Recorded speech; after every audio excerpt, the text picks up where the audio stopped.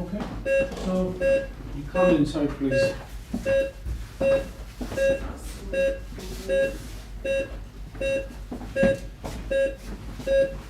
So when you go inside, you'll find the Simman. It can speak, it can say a few words, can give you the answers to few questions.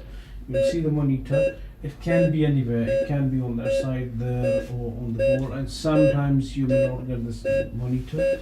These are the few parameters that you will see on the monitor. Okay.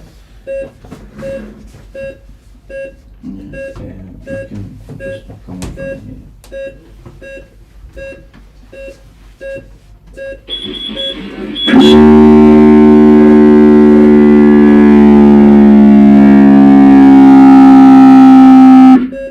This is the sound of the blood pressure when you ask them to check the blood pressure. Okay. You can see the patient is breathing, chest wall movements. Okay. It has respiratory sounds. It can be wheeze, bronchi, or anything. Okay. So the chest wall movement can be asynchronous. Okay, unilateral as well. Then you can find the pulses. There is a pulse missing in the side, okay, because of the disconnection. Normally there is a pulse on the side, but you can feel the pulses in here. Okay, you should be able to identify the pulse. Do not simply simulate. Whatever you are doing here is reflecting on the computer, so you cannot dodge the examiner by simply saying that there is no pulse or there is a pulse, because once you press on here, it will register that you check the pulse automatically. Okay, so there are the pulses in the femoral region. Okay, usually there is no pulse on the right arm, and that is normal for the Simmons. Okay, there is a pulse, the radial pulse. In the exam also on the right side there is no pulse. Yes, yeah. In the Simmons, usually there is no pulse on the, unless they are doing something very advanced, I think. Then you can find a soft pad, okay, where you can feel the pulse. Okay, these pads are where you can find the pulse, okay, but you're not allowed to expose to check the pulses. To see the chest, how do we expose? So these are the pulses. Okay, for the chest, normally you can simply expose it like that. Okay, you can expose it. But ask your examiner. They normally say that assume it is X. Okay. Because there are multiple speakers inside and everything, you can see where we expose it. So these are the main things. Tongue can be swollen. This is not swollen. If I show you,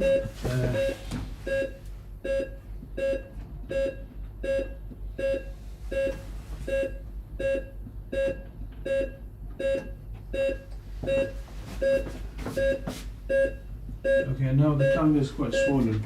So you all can have a look. Okay, so this is a swollen tongue. Take turns, yeah. Okay. Have a look into that. You cannot see behind the tongue. The tongue seems to be quite swollen. Okay. And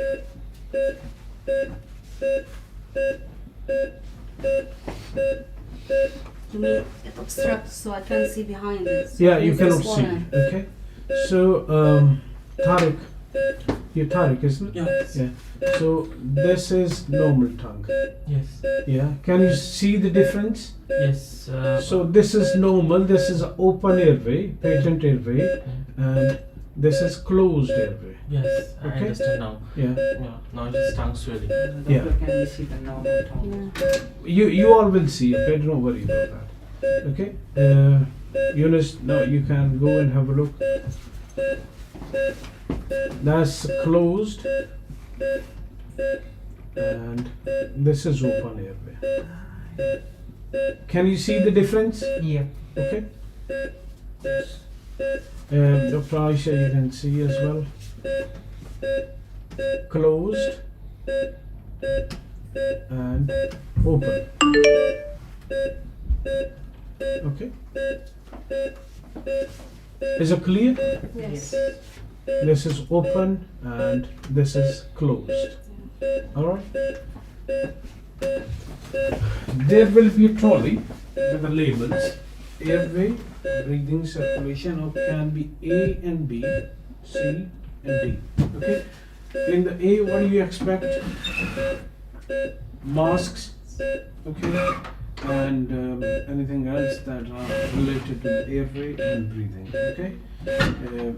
In C, you will expect the cannulas. They are not placed in here, so it is actually moved there. So in the C, you will expect the cannulas, tegaderm, and some salines and stuff, some medications as well. Okay. What page again? I mean, Tegaderm, yeah. yeah, to So- after inserting the Yeah, for the cannula, isn't it? Okay. So there may be the empty bottles like them. Okay. And normally these are the medications. The injections may be simply labeled, or they may be the used injections. Okay, with the label. There can be injections with the stickers on. Okay, these are the pretend medications. These are the what? These are the what? These are pretend medications. Yeah, Okay. So for anything that you need to actually read what the label is saying, and you need to use that. Okay. This is paracetamol. This is a glucagon. Okay. You just simply take it to the patient, which means that you have okay. Anything that you want to do, say for example, if you want to give the patient IV fluids, what you need to do is you need to Hang. put it by the patient or hang it with the stand. Okay. So otherwise it will considered be not done. Okay. So whatever you want, read it carefully. The fluid should be appropriate. Okay. So this is saline. This is another bag of saline. Okay. 500 mils, 500 mils. This is a 5% glucose. This is 10% glucose. So whatever you're choosing, you need to take it to the patient. Okay. You do not need to put the cannula actually, but what you can do is you can just put it by the side of the patient. Okay. If you want to put it, you can simply keep it there. Okay. That will be assumed done. Okay. So this is Non-breathable. non-rebreather mask. Okay, with the reservoir. Okay. This is a nebulizer mask. Okay. And what is this? This is venturi. Okay.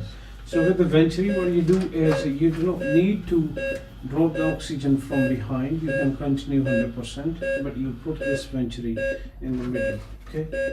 And the nebulizer mask. No, with this mask. Okay, so nebulizer can be separate. It goes into that. Okay, so you can put this and connect it To the source. Yeah. to the source. Okay, those holes will drop the oxygen. Okay, this is if we are using the high flow oxygen from behind, it will drop about 50%, 40%. So about 60% will go to the patient. Okay, so this one has bigger holes and it provides a 2 liter per minute. Okay, even if the oxygen is 15 liters, so it will drop about 13 liters of oxygen before it reaches a patient. Okay, does it make sense? Yes. Any question?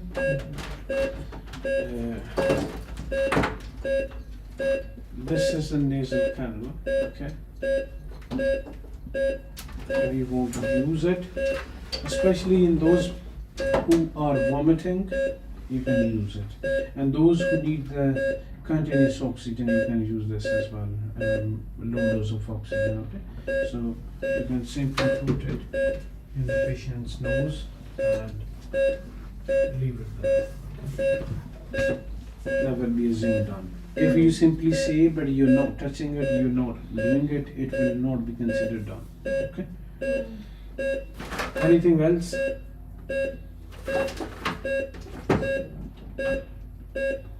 So this is 100%. Yes, this is 100%. So what is an nebulizer? This is a nebulizer. Okay, this is a mask and this is a nebulizer. Okay, so if we want to give the patient nebulizer, okay, so nebulized oxygen. With this one, you can also use the cannula. Okay, the nasal cannula, you can give the oxygen there and give the nebulization through this. So when we have to, suppose if the patient's oxygen saturation is low, first of all we give oxygen by a non-rebreather mask. Then when we mention that when we hear wheeze, then we need to give salbutamol. Yeah. So we need to remove the oxygen Yeah. mask and we need to put on Yeah. this nebulizer mask. Yeah. But if you're much concerned, you can still continue giving oxygen through the nasal cannula and put this on the top. Okay. Alright, so this is another venturi where you can see this is delivering about 13 liter per minute. Okay. Is there any specifications of the color? No, I mean they different colors show. These are different color coded and they deliver different amount of oxygen. Normally there's a white color as well that delivers about 28%. Okay, so you can use that if you need. Above, there you go.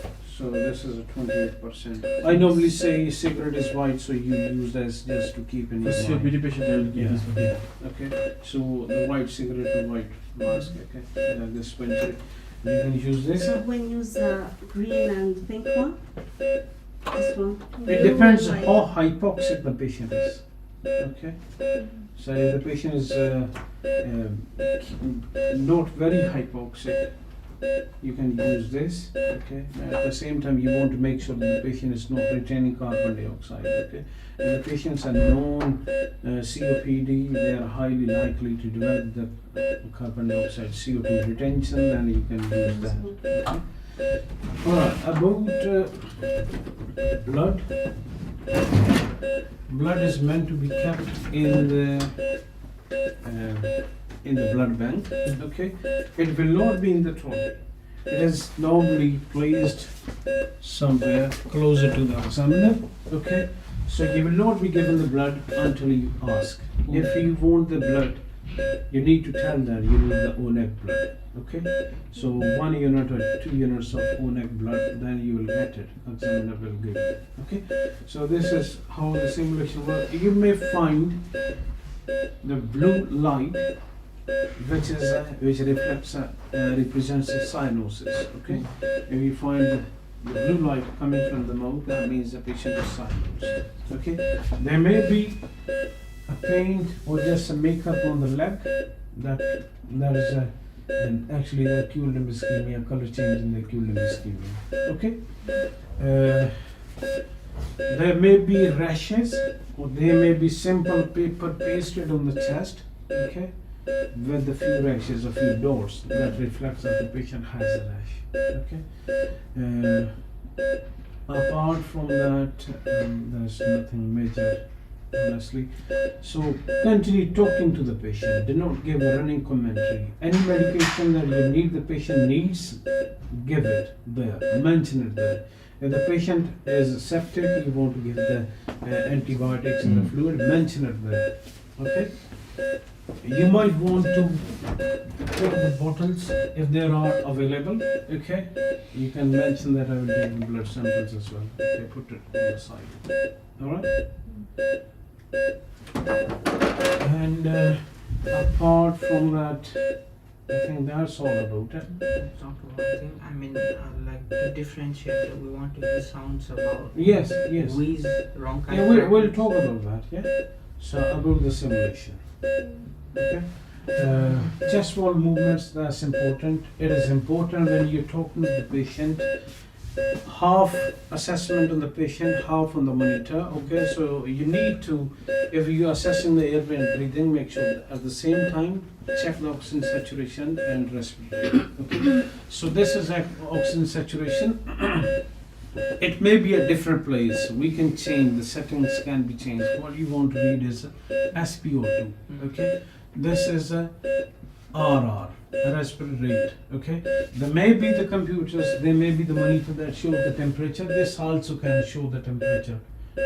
This is a peripheral temperature, and this is T blood is central temperature. Okay, so that can also be reflected. When you are assessing the patient's circulation, it is important. Start with the capillary fill time, pulse, blood pressure. Check the temperature, and on the monitor, what are you going to do? Pulse, heart rate, and ECG. ECG. Okay, so these are the important parameters that you need to check. So everything goes hand in hand. If you are assessing the patient's airway breathing, respiratory rate, and oxygen saturation on the monitor, if you are assessing the patient's circulation, capillary fill time, feeling the pulse, feeling the temperature. Okay, normally temperature is covered in E, but I suggest you to check and see. Okay, when you're checking the pulses, you still need to feel and show that you are feeling the radial on the right, even if there is no pulse. Okay, both the pulses on this side. Okay, depending upon the situation, if you find any abnormality, say for example the patient has acute limb ischemia and you find no pulse, okay, you continue assessing till you find the pulse. Okay, till you find the pulse, you do not move forward. Which one? Dorsalis pedis? Yeah, dorsalis pedis. Posterior Okay. tibial? There is no posterior tibial in this. There is no popliteal, but you can feel the femur. Okay. I don't know about the Simman exactly if that Simman has it. But these are the main things. Okay, all the major things that you will see in this. Okay. About different cardiac sounds and the respiratory sounds, I can play the sounds. Okay.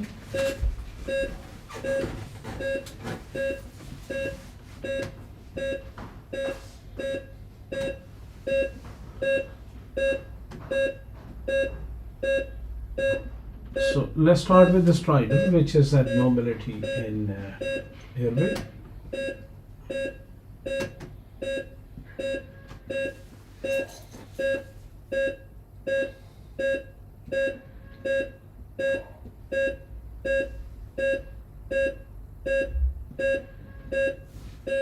Can you all hear? Oh.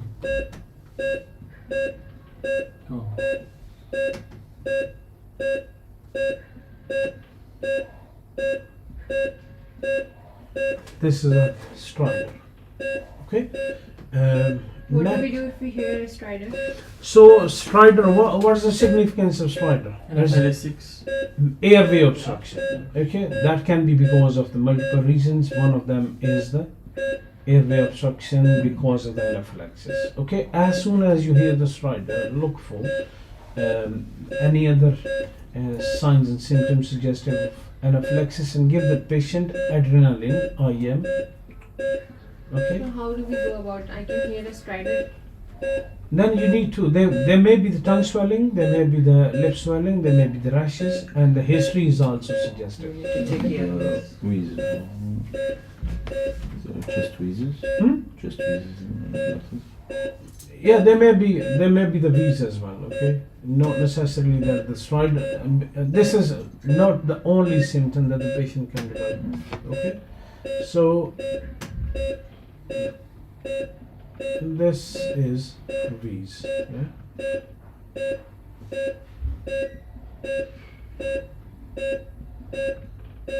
So you go to the stethoscope. Normally the wheeze has to be slightly louder. It is not in here.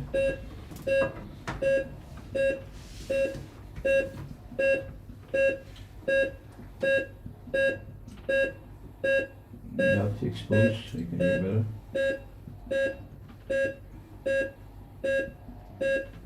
Expose the patient so you can hear better. Of course, you will tell him that. I'm gonna expose him. Yes. So it will be easier than this for exposure or Yes, no easier. Okay, assume exposed. Yeah, assume exposed. Don't do that in here. Please. This is who is. Yeah.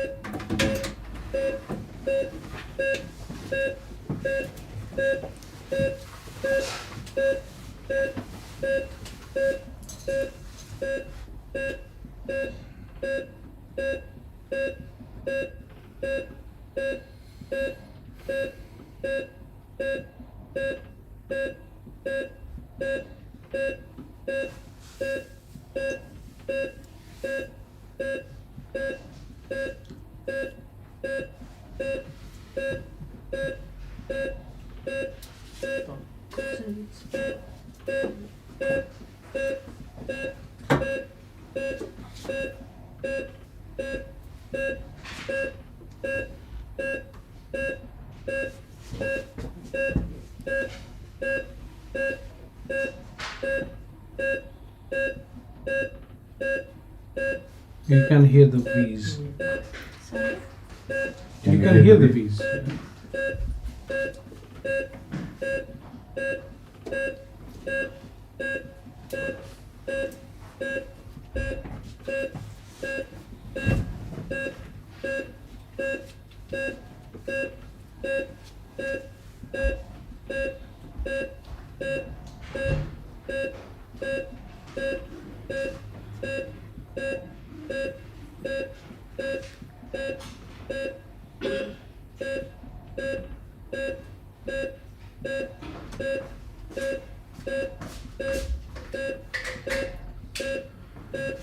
Okay, so next is a ronchi.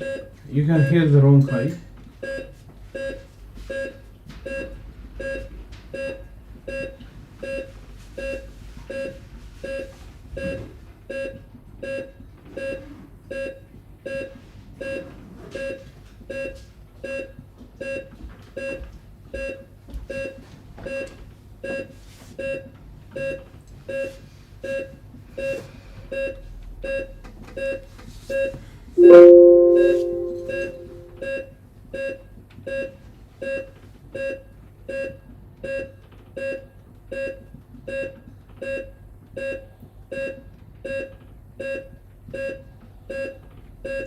It's confused. There may be some mechanical sound as well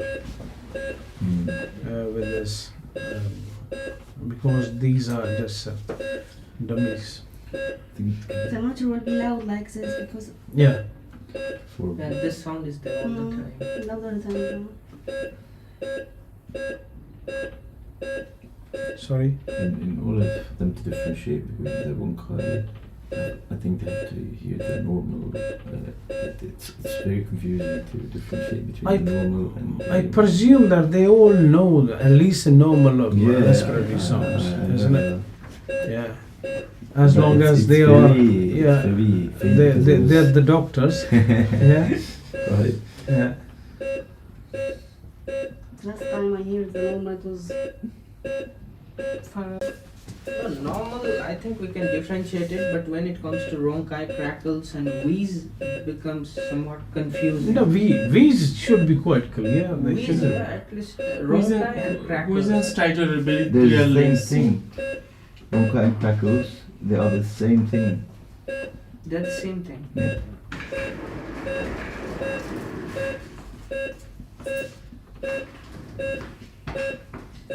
I mean,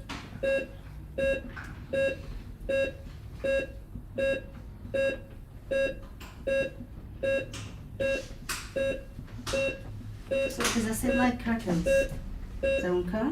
It's wrong kind. They're slightly different. I mean, yeah, what's the exact difference between ronchi is an addition, like,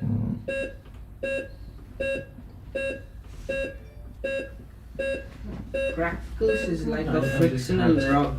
I That, think. I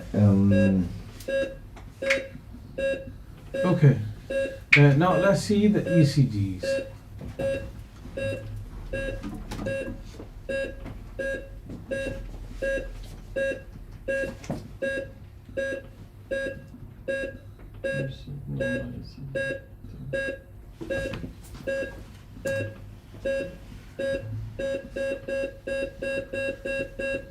So what is this? SVT. That's a VT. Beat. That is a VT. Okay.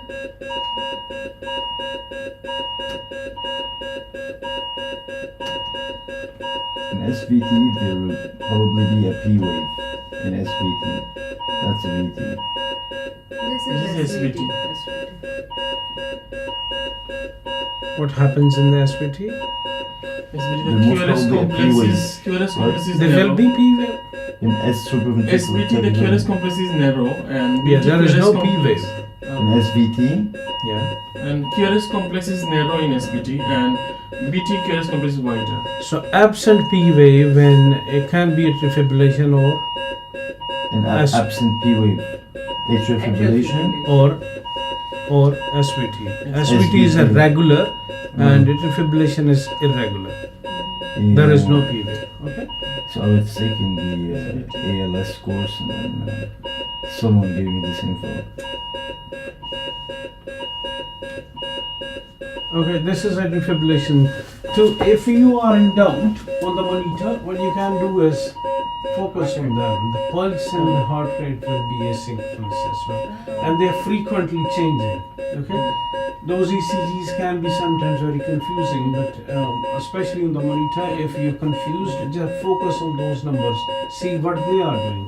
They're changing, switching very quickly. So that shows if they're changing very quickly.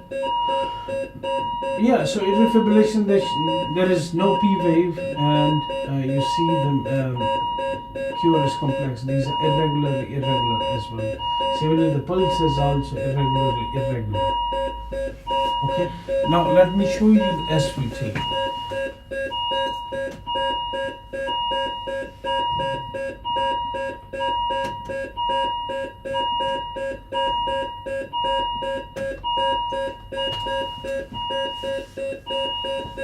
So this is SVT.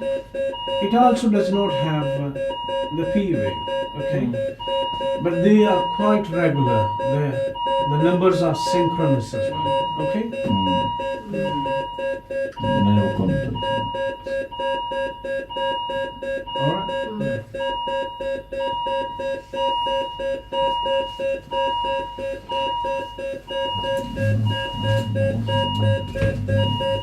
Any question? There may be different hyperkalemic changes as well. This is one of them. No, 12.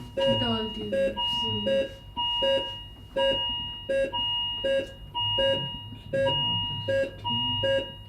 The T wave is slightly higher. Okay. It's quite difficult to understand. Yeah. Little higher.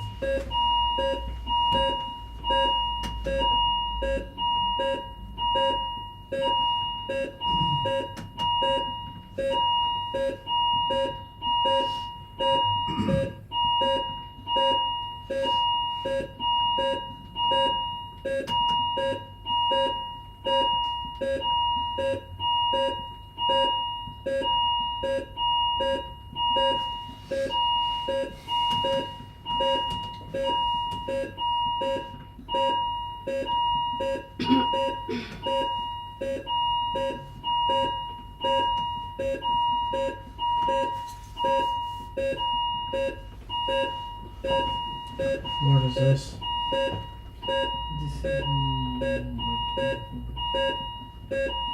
This is actually LBB and left bundle branch block. We may not be able to identify exactly on single lead. Okay. So these are the mainly important ECGs, the rhythms that you need to be able to identify. Okay.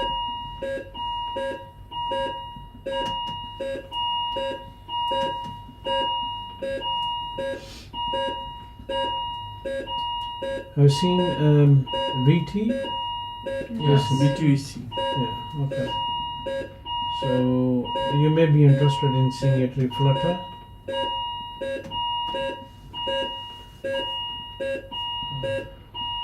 Tooth appearance. Okay, sawtooth appearance. Okay, so that's it, flutter. Alright.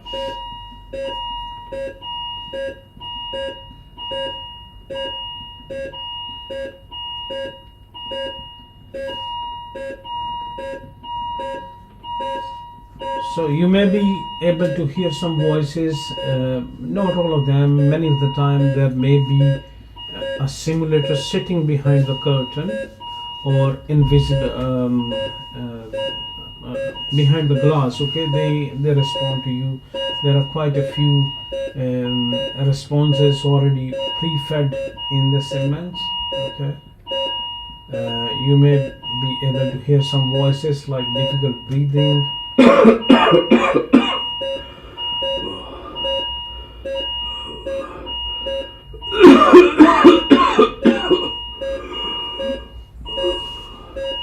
This is in asthma? Or Yeah, there's a difficulty in breathing. So it can be because of the asthma, can be because of the anemia, anaphylaxis? anaphylaxis, or can be anything. Okay. No, I don't feel dizzy. I feel better now. Okay, so you need to respond to the patient, talk to the patient. Okay, do not give a running commentary what you want to do and just tell your examiner. Do not look over your shoulder expecting that your examiner will be helping you. Okay, so you need to be actually talking to the patient. If the patient is in pain, sympathy, empathy, reassurance, ask if they need any painkiller. Okay, but if you feel that the examination is more important, you can carry on. Ask the patient, can you tolerate, can you bear with me a few seconds please? I'll try to be as quick as possible. Depending upon the situation, you can ask a few questions in the beginning, or you can take the history later on, but it is important that we carry on our assessment, okay, on the patient as well as on the monitor. Okay, so both of them should go sidewise. Okay, and you can't do the full assessment of the patient, then you come and do the assessment on here. When you are going to reassess a patient, your reassessment is mainly on the monitor. Okay, if you find no improvement, or if you see that there is a deterioration, you can go and examine the patient fully again. Okay. Now, any question before we call the next batch? No? Okay. So let's go.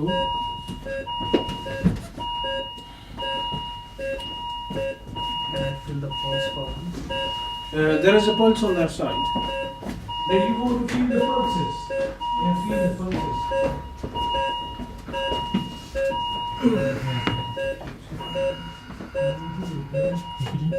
Yeah, then feel the pulse. And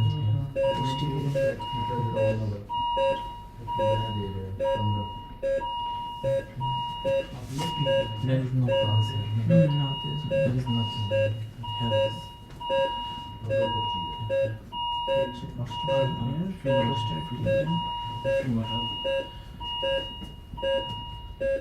What's that pulse? Femoral. Yunus, what are you feeling? Femoral. Yeah, No. it's right. Yes, where you first put your hand. Femoral is from the medial side of the thigh. So on the Simman it will be felt here. So it's femoral pulse. Yeah.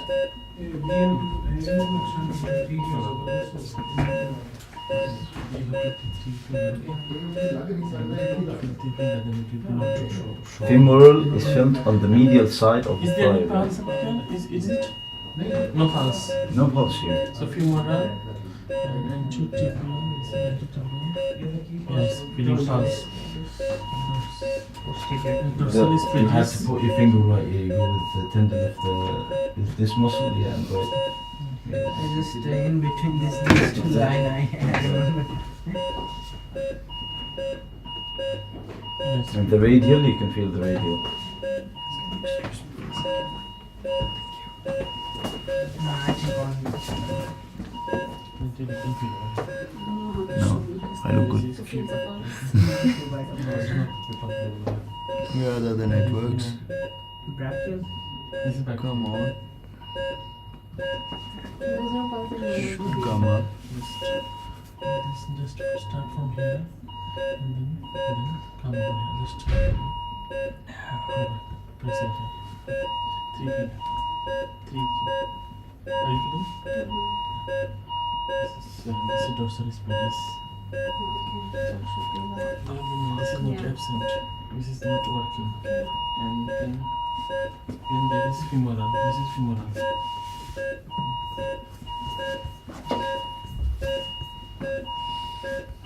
Come sit. I'm sorry. I'm sorry. I was just focused with what they were doing. Sorry, man. It's alright. Three finger. Are you feeling? You don't just go towards the Just side. move a little bit press. Yeah, Okay. like this. Yeah, or the next Yeah. group, or they gonna come immediately. Yeah, they gotta come. Like this. So I'll just go to the stream, a bit lagging. Feel this one. No, this side. Not in right hand. Yeah, you know what Just three finger like this one. Okay. Are you feeling? Now feel over here. This back here. And then carotid. blood pressure. But carotid this way. Feel this way.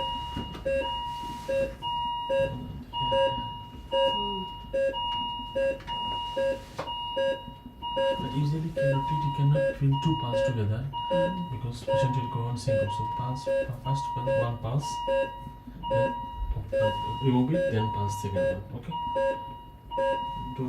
Don't press it together. Carotid. Yeah. Which symptom you are feeling? Monica. Monica. You come to the no side with your friend. No, I'm not. What is it? After finish this class, we practice. This one. One day before. Yeah. And this one?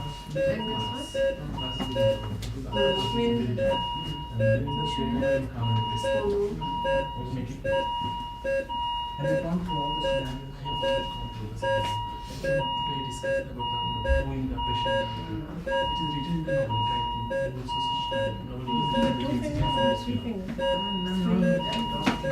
mean, I'm not following everything what Monica But says. most of the movies that you need to feel an incident because it is. You just need to reassure them. But it is like you can note it is written that you have to follow the A bit incident because down. maybe was not changed at the Come from here time and then. because maybe it used to be changed. The nurse did not change it, so it's his fault. It's her fault. Okay, I could feel it then. Yeah, I can feel it. This is First of all, this Excuse me. invisible mask, oxygen mask. Okay. non-replicable.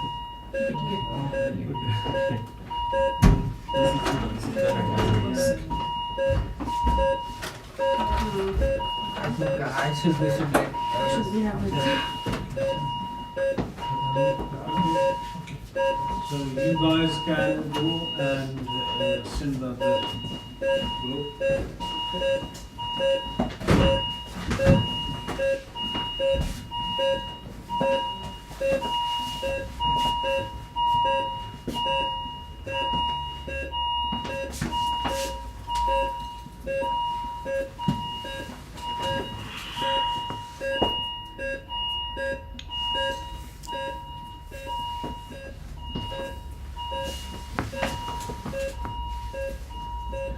The sound was too high.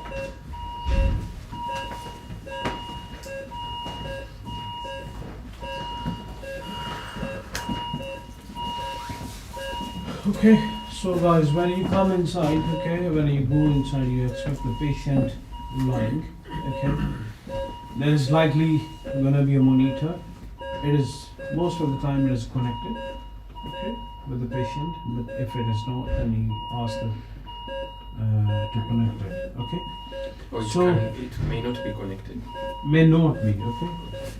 It can be anywhere. It can be with the wall, can be with the stand on the side, okay. So can be anywhere. Sometimes the temperature may be written on the wall with the paper, okay, and pasted on the wall. Now talking about the airway, let's talk about the airway. What the simulation can be. In the airway, you see the tongue and the lips, okay.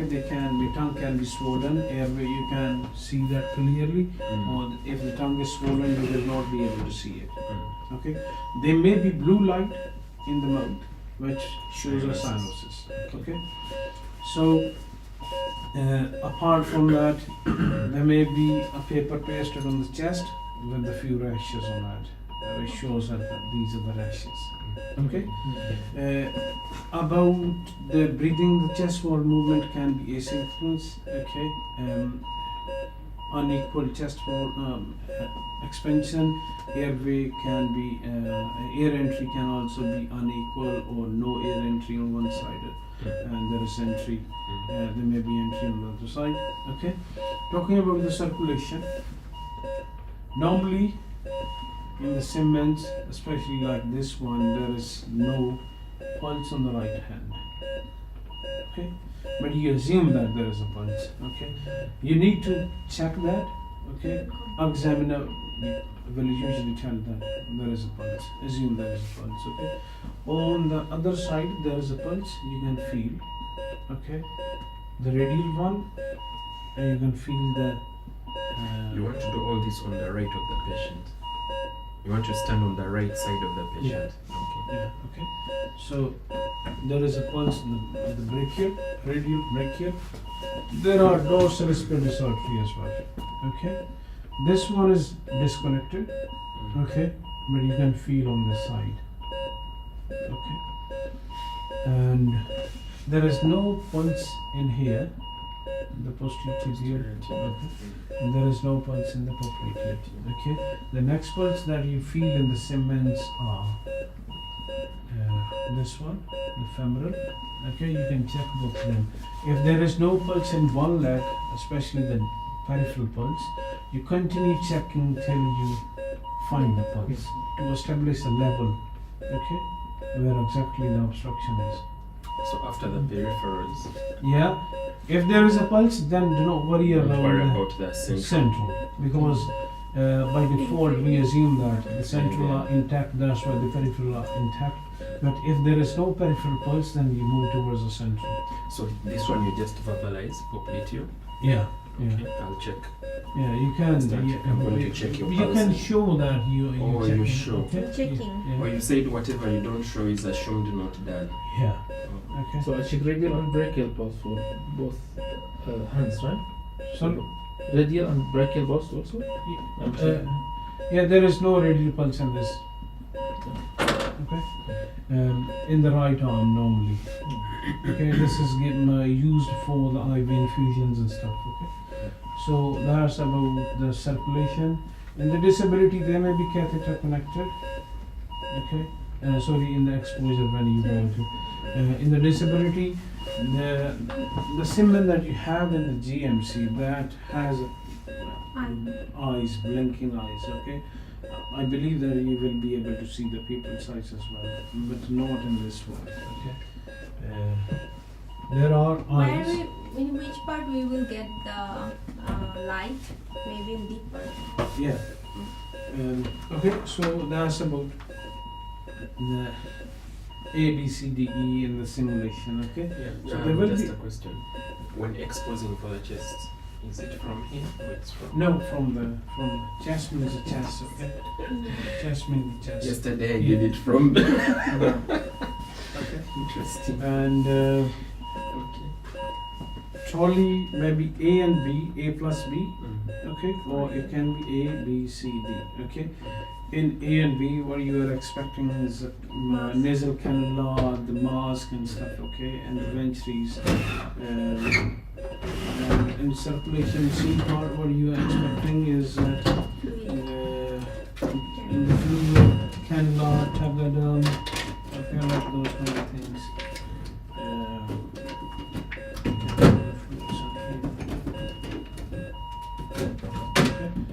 So whatever you need to localize. And you need to next to the patient. yeah, you need to pick the appropriate material and put it next to the patient. Okay, so make sure that you look on that. They may be expired. Okay, if they are expired, as in this case, okay, you mentioned that. Yeah, I can So see that it is means for expired. every medication, no other Yes. medication that does, check the expiry date. Check the expiry. Okay, so expiry is also important. You can mention that I can see it is expired. However, I will continue with this one for the sake of this exam. Okay. Okay. Yeah. And about the ventures. Okay, about airway. This is a known non-rebreathe mask. Okay, RM, NRM, and it delivers a 15-liter oxygen. Okay, it has the reservoir. Oxygen is normally connected here. Something they have done something, I think. That's where it's going. So oxygen goes into the bag, and from there the patient inhales. Okay, so you need to put it there. Then these are. This is a different mask. Okay, if you want to use a venturi or you need to assemble it. Nebulizer mask. Is it? Or you need to assemble it. You need to assemble it. Okay, if you want to give the nebulization, you connect this. Okay, and you can connect the oxygen from here. Okay, yeah. So the medication is here. Yeah, medication goes on there. Okay, but you do not need to put the medication. You simply mention that and you assemble it and take it to the patient. This means is in done. Okay, and next is if you want to reduce oxygen delivery to the patient, you can still carry on giving 15 liter through this, but you use a venturi mask, like in case of COPD. Okay. There was an emergency. I'm sorry. No, it was just a phone call. Okay, no problem. Are you okay? Yeah, everything was good. You want to go? No. No. Okay, so you carry on using this, but it will drop the oxygen saturation, oxygen delivery, the amount of the oxygen that is being delivered to the patient. Okay, Yeah. this delivers about 28%. Okay, 24. this is 24. This is 60%. Sorry. Blue, white, then yellow maybe. Yeah, this is 28. Okay, do not worry about the colors. Simply keep this in mind for the white for the cigarette and white for this. Okay, COPD and use of white venturi mask for the patients with the COPD. Okay, this is normally placed with the glucometer. Another thing that I forgot to tell them is this will be in D. Okay, So the glucometer and the torch will be in D. Okay. So what you need to do is they're normally labeled, but they will be very clear. Okay. So you will not be given, especially in case that there is a hypoglycemia, you may not be given the glucose until you take it to the patient. Okay. So if you simply say that I want to check the glucose, you may not get the results. Okay. But you need to actually check it. If you want to check it, take it simply to the patient and you will get the result. Okay. And then you can have a look into the pupil. You can still see the pupil in this patient, but the eyes do not really blink. Okay. As I mentioned, there may be catheter, there may be bag connected with the catheter.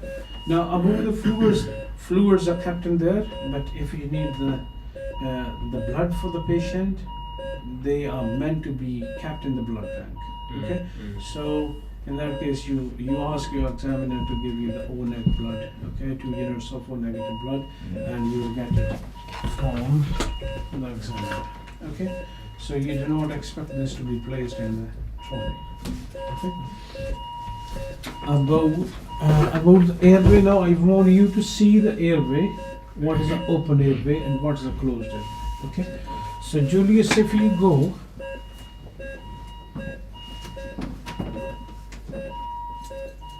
And can you see the airway? Yeah, right now it's patent. Okay. Any change? Yes. The tongue is swollen and it's blocking the air with my Okay. patient. Yeah. So you can see the difference, isn't it? Yes. All right. The difference is here you cannot see at the pharynx. Yeah. Behind. Okay. So now, now Sheen, can you see the airway? No. Okay. Now, can you see it? Yeah.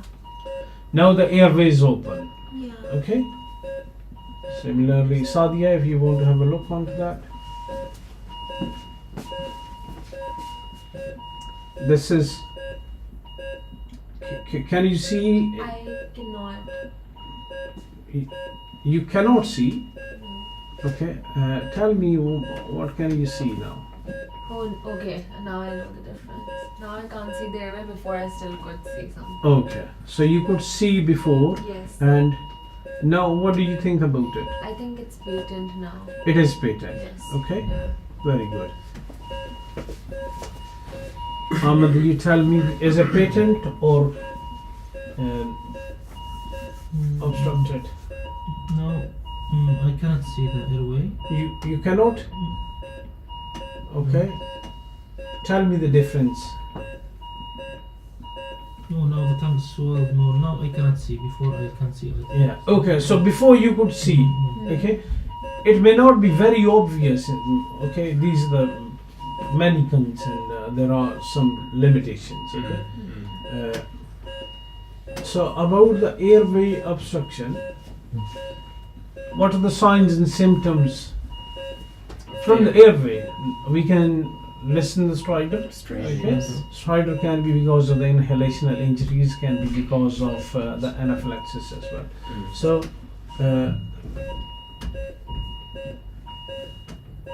I want you to focus on this.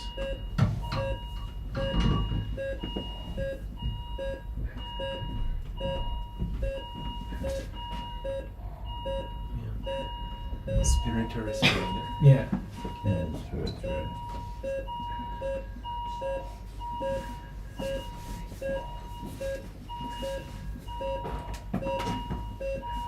Yeah.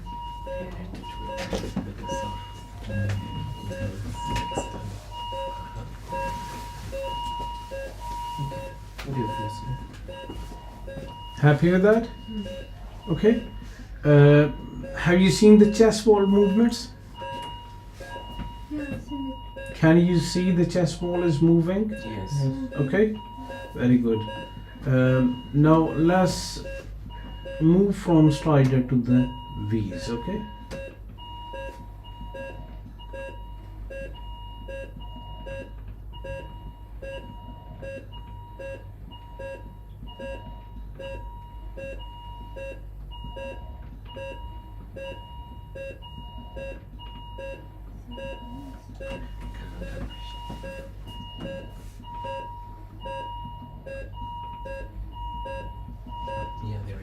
difference. There is a difference. Okay, so there's a wheeze. It may not be the typical as you hear in the human being. Okay, but these are recorded songs. So you from have to wheeze. show by getting close and actually Yeah. listening. Yeah, but closer to the patient. Yeah. Okay.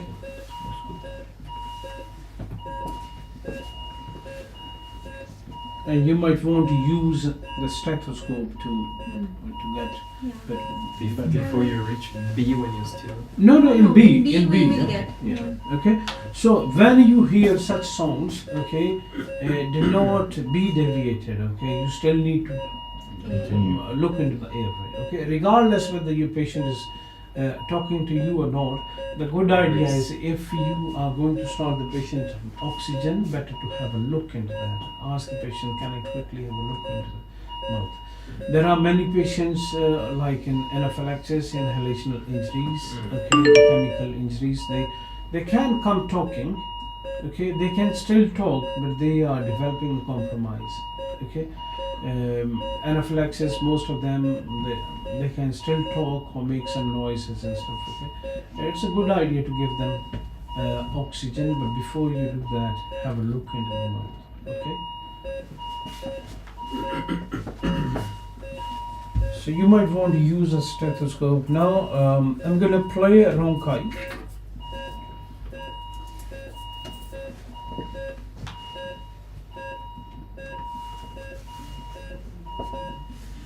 So all the Simmons have certain areas where you can hear the sounds better. Okay, they are most of the time around the bases. Okay, just closer to the bases, not on the top. A few of them may have this. This has speakers on two different places. Okay. When you're sculpting, you need to first go through the inspection and all that, right? Yes. Okay. So before you expose the chest, you should verbalize. You may be asked assume. Okay. So if examiner says assume it is exposed, just Go ahead. go ahead. Okay.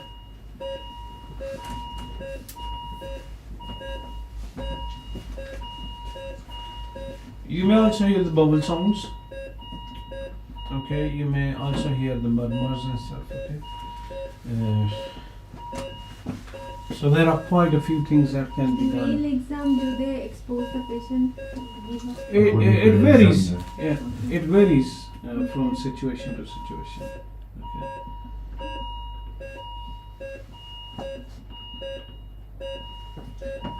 I'm hearing more crackles at the bases, crepitations. There can be added mechanical sound. Oh, okay.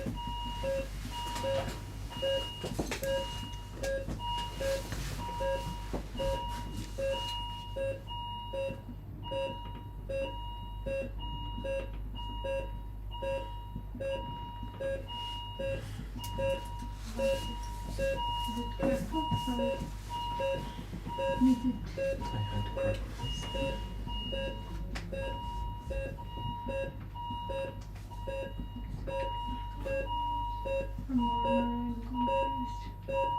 Mama will be a bit faster.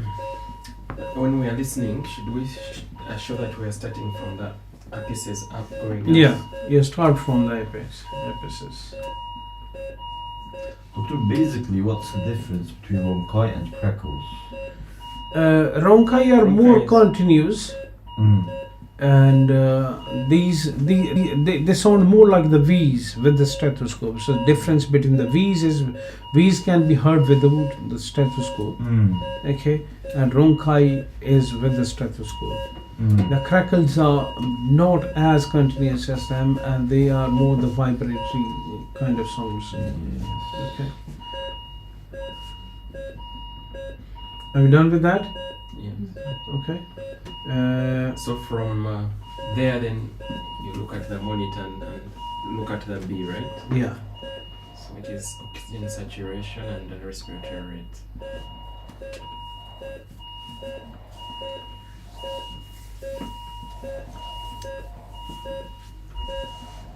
So this is what you meant before, that the saturation may be good, but the rate is high. Yeah. You still need to. Yeah. So it means the patient is in respiratory distress. Mm. Okay, so this is very, very important. The patient's blood pressure may be normal Mm. with the very low pulse or very high pulse. Both of them are abnormal. When you are assessing C, it is important that you check the pulse rate and the blood pressure, as well as check the ECG on the monitor. Okay, so always have a look on them in combination. Okay, what the pulse is doing, what the blood pressure is doing, and what the ECG is doing. Okay. So at that time, it's acceptable to take a 10-second pause to look. Yeah, yeah. As long as your patient is stable and you are just continue assessing the patient. Before you move to any next step, okay, Go after back the to- intervention, go back to A. Okay, talk to the patient, ask him, say for example, this is Mr. X, okay, how you feeling, sir? Mm. Okay, and then you run your eyes on the monitor, have a look on the oxygen saturation. It is very natural, because we are quite prone to see just on the blood pressure and the oxygen saturation that we may miss the other parameter which are quite important, and we may see, okay, this is just a blood pressure, this is normal, and we may forget to see on this number. Okay, so if you're ignoring that number and you are just focusing on this, it means the patient may be at risk. Okay, so and the other thing is, we're quite used to focus more on the blood pressure than the oxygen saturation, the respiratory rate. Okay, when you are running your eyes on the monitor and those numbers may be blinking, they may be more catchy, okay, and your eyes are stuck. So, but keep in mind this is C, and you have forgot to check the B. Yeah. Okay, so you need to follow the A, B, C, D. Even on the ABC, monitor. Even on the Yeah, monitor. that's what okay, I've noticed. so airway, breathing, circulation, disability, and exposure. Similarly, airway, breathing, circulation, disability, and exposure. About E, temperature is related mainly to the E. However, as mentioned to you guys, that you should check and see, because this is where you will see the most deterioration in the patients. Okay, if the patient is hyperthermic, spiking temperature, or septic, okay, you will see the patient is in shock. Okay, so IV fluids, IV antibiotics, and high flow oxygen. Mention about doing the ABG. Mention about getting the X-rays, blood culture, routine investigations. Okay, and maintaining input and output of the patient. Okay, and if the patient's blood pressure is not improving, what are you going to do? You're going to give fluids? Fluids, That boluses, yeah, boluses. Sadia, how much fluid you give? 500 ml in the first 15 minutes, Yeah, and then you can okay. repeat. Yeah, and then within 1 hour, 2 liters. Yeah, up to 2 liters. So you can repeat the boluses of 250, okay? Is it? I thought it's 1 liter in 30 minutes, which is 500 mils in 15. So 250 becomes what time? So you can give the boluses, quick bolus, 250, Oh, okay? the bolus Instead is of the 250. yeah, so you can give 250 bolus and reassess a patient, or if you want to give 500 mils, you can give the 500 mils as well. Okay. Apart from that, I think we've covered nearly everything. I'm going to show you a few ECGs. Then I will leave you with the Simman to spend 5 minutes with him. Okay, check the pulses on your own, listen, and there are bubble sounds as well. And murmurs? Are there murmurs on? There are murmurs. If you want to hear that, we can play them. But yeah. So the bubble sounds are also present. Cardiac sounds, okay, and respiratory sounds, chest wall movements. So when you are seeing the patient, you need to interact. I focus on interaction a lot. Okay, Checking so like a yeah, real talk to the patient. patient. Okay, let me listen. Let me feel your chest. Okay, so start by checking the surgical emphysema. Okay, take deep breath in and out, and again. Thank you, doing great, okay? So well done. So now let me listen to your chest. Okay, so talk to the patient. Sympathy and empathy, that is very, very important, okay? Do not lose it at any point. Okay? So you stay calm. Yeah. Yes, Stay exactly. calm. Stay calm. Do Follow not the be steps. panic. Do not be panic. Okay. So I'll show you just a couple of ECGs. I panicked yesterday. Oh, Oh my god. Okay, what can you see on the ECG at the moment?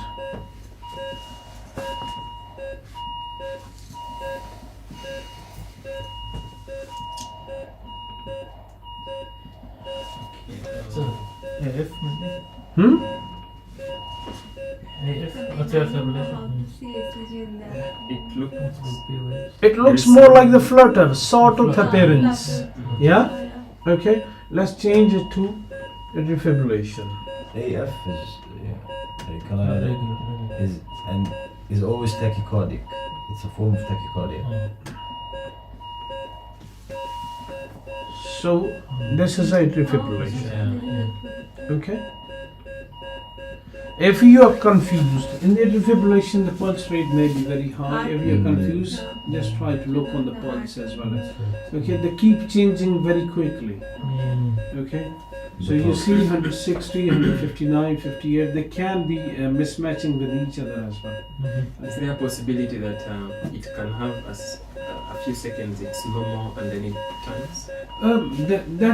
That is the possibility. That is called the paroxysmal atrial fibrillation. Okay, that is most of the time is a secondary atrial fibrillation. So there is an underlying cause like high temperature, the sepsis, and, okay.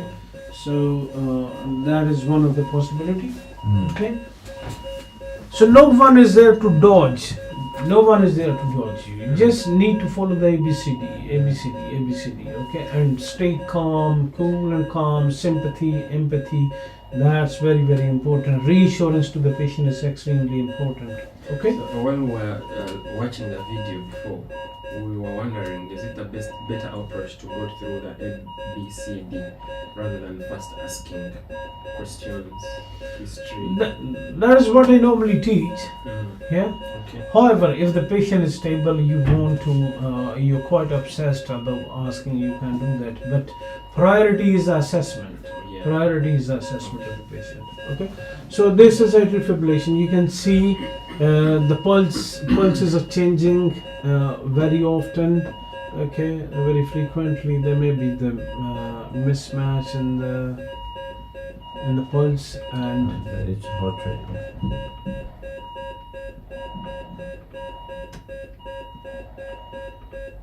Okay, so this is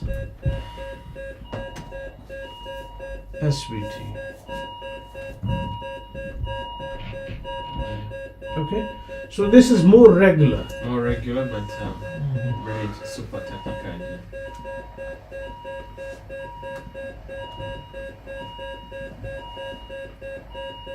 Okay, So how would you verbalize about that in the patient? From the monitor, yeah, I can see on the your monitor. heart is beating a little faster than usual. Yeah, okay.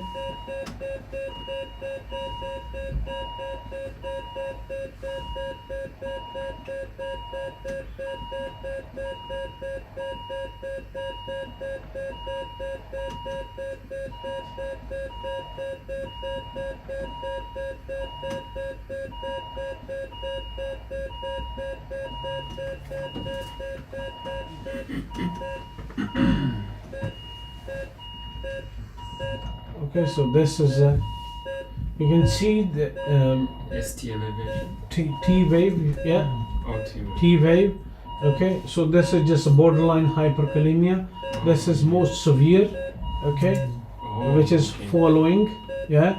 So T wave is going up. If we make it more severe, okay, it is going further up, okay, and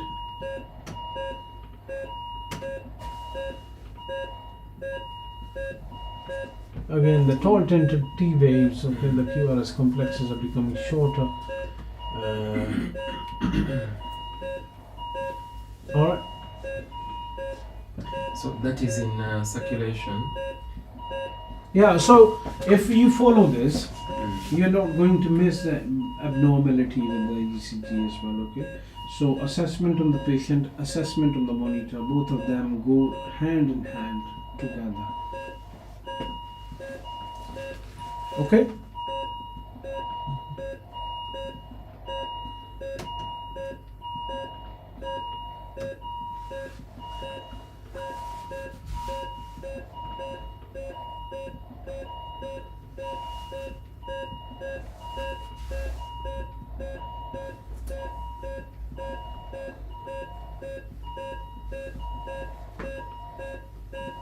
Anything that you want to ask? Okay, listen to them.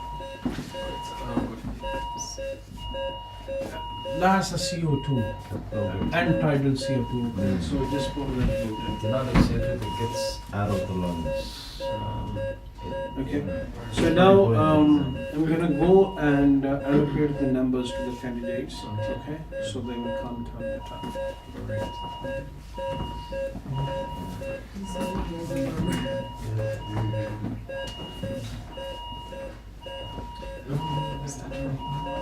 No, the heart sound. Oh, okay. Heart Okay. sound. I don't know. I thought you're doing the chest. Where did you hear it? Okay, then put here.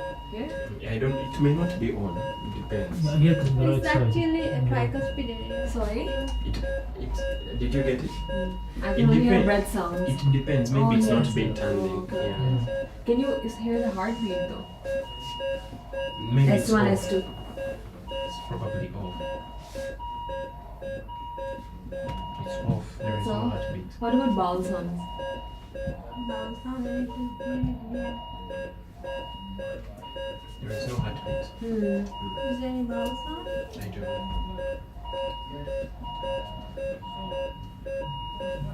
Here you can feel the pulse. Yes, you can You feel feel the it, pulse. Not on this I one. don't know what feels it. Yes.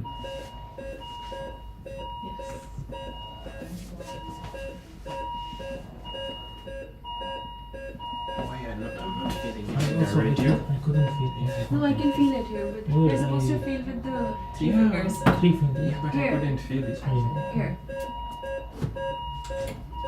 Not like this. Oh, sorry, like this. Yeah, right here. And this, under this one. Right. Yeah. Under the? But it's very, very faint. Very Like it's faint, not like, yeah, yeah, very yeah, faint. It's not like proper.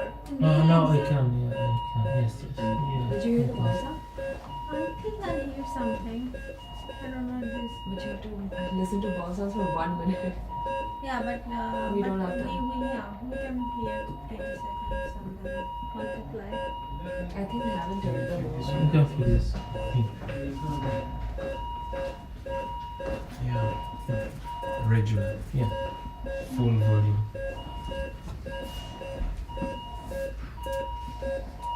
Yesterday I exposed my patient. Did you get feedback on that? Did they I've say? not fully read everything, so Oh. I was supposed to do this. Yeah, of course. Because that is exposing the groin. For me, I give him fluids also. He has heart failure. I didn't know. You give fluids. They'll put acetol there. Okay. Yes. That's great. Yeah, exposure is really important. Can Now you I feel hear more me? confident about And it. Yeah. like this. Like this. Oh God. No, you're calling God. That's a good thing. Oh God. Oh God. I mean, I don't know. I'm very confused about him. Hopefully it goes fine. It's good actually. The biggest challenge you're going to have is you're going to have two different tutors, and I don't like that because there are no strict rules to this. Everybody So- has their own. So I will mix up. So yeah, you're going to mix it up. I will Just mix up. choose if you're going to follow one side. Follow I that. don't mind. I think I will follow some. And for me, I like his way because his Did you point. also take any academy before that? No, only this. I like his way because the main point of this is to see if you can deal with an acute patient and go through the protocol. Now So- they're saying also Let me go through that. the protocol, but I will take some history. Yeah, but you can ask 1, 2, 3 questions as you. Like Odipara, few Odipara, and But not the whole thing, just the Yeah, ones you- that is very Yeah, necessary because for you. it's when you take everything, then you lose time. The session ends and you've not finished, You're all just that doing you- Socrates Yeah. and the station condition. or you finish at C, and you're still dealing with the pressure is low. You're still dealing with the heart rate. So for post-op pain management, it's an exposure, and you just tell the patient maybe they are bleeding. But you see the there vitals. will be no bleeding. Everything No, vitals. but he said He said it in can his be station he there. was bleeding. No, post-op, there is 2 stations. PPH, postpartum hemorrhage will be bleeding. But Postpartum. sometimes they change the The station. bleeding doesn't necessarily mean it's postpartum But hemorrhage. if you don't find anything and changes in If the it's circulation, then just just soakage leave of it. the bandage, then it's fine. That is Yeah. less bleeding. But Because when you just press on the abdomen, they don't allow you to do that. They will tell you, no doctor, I'm having pain. So what's the management? I'm going to remove a few of these stitches Morphine. and then give you painkillers. Yeah. We need to check their drug chart because which painkiller actually given at the time of operation. Usually morphine given. every 6 hours. Yeah, so Morphine, yeah. how many hours ago it was given, we need to check it. So patient is really not gonna tell you, so we need to check. That's why I'm telling you that it's really important to ask few history, because otherwise how can you, just proceed? It doesn't make any sense. No, you can ask history at every letter. And also whenever you don't find any proper clue, then you need to go for the. But the drug chart's not given in every case, right? There will always be drug But in chart. our there was no drug chart. It was on the task. Detoxing was on the. Yeah. Then sometimes you There just will be verbalize. every case, in real scenario, there will be always drug chart in hospital. And patient notes? Hospital notes? Where they will put the drug chart? The drug chart will be. I think it's like somewhere. She's calling it a drug chat, but it's information that you probably Yeah, need. like page or something like that. Yeah. If And you is just it in the cubicle outside in the reading time, or do they give it inside? inside. Inside. Outside is outside. Outside, because in the mock we had it outside. The digoxin, it was written outside. Yeah, because Some everything information was. you will get it from outside. But It depends. If you don't need any more information inside, it will not be there. yeah. It will just be outside. So what And was the the same- information for your case yesterday? I mean, detoxin. Did you see? Detoxin. I don't remember seeing digoxin. It That's was why there later. I realized me I didn't give it, but I gave oxygen and diuretics. I gave that too. And then No, I because I did not give digoxin. I think the heart failed to control, and Actually, by the time I left, the oxygen dropped more. But the results still not come, right? The mock result? No, they have come. Come? Yeah. On the website, right? Yeah. Did you take the full mock? Afternoon? Yeah. In the afternoon. This is 9 stations, right? Or 12 No. stations? They keep on updating them. 6 By the time we slept, there were about 9. Updated by this morning, 15 have been all This put. morning, right? Yeah, I don't know if they have put the last one. prescription. Did you get your prescription station? No, I it's think not it got. I think they cancelled it I think. because there was a problem in that.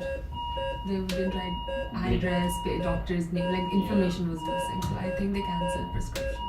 And for me, the dates, I put my exam date, I didn't put yesterday. Because Yeah, it I'm was- so used. I'm so I used. think that So should I be- realized later that, oh my god, I've put the exam. I'm like, I'm not going to change this.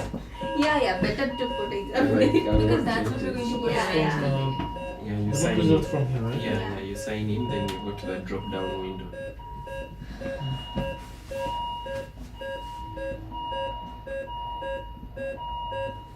So, Mr. Samson, I cannot feel your pulses. I am going to try to palpate and see if I can feel them here. No pulse. Yes, there is a pulse.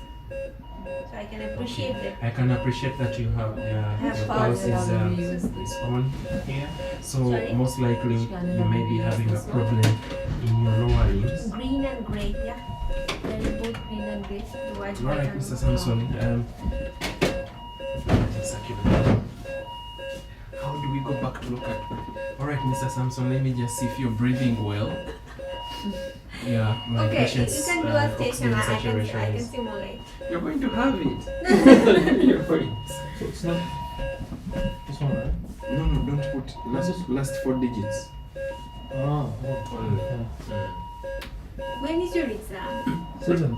You both We are many. 6, 7, 8, 5. There's 3. Take more. I have 6. Oh, 6. 6, yes. 6. Square. That's why it's confusing. So many candidates 6, 7. I am 8. I know 2, 7, 6, 5. Who's 5? Yeah, Ahmed gave mock yesterday. Someone. Yeah, Ahmed. Yeah, I did with him. Okay, how is And if his exam? Good.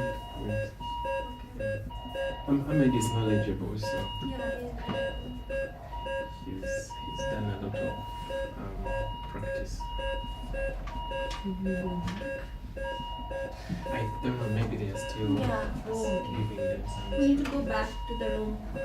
I'm hungry. It's I'm coming. taking 2 breaks. It's coming to 3. Yeah. What's the time? It's almost 3. 14:43. But do they give a break?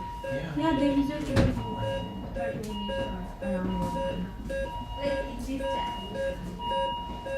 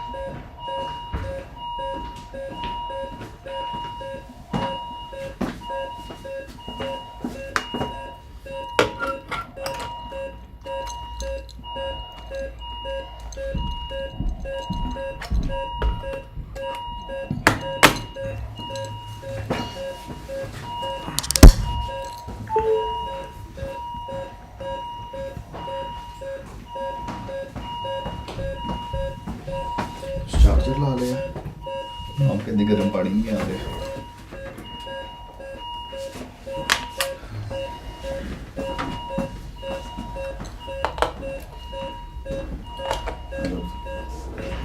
It was just a landlord I was speaking to him about. Okay, no. No, I finished it.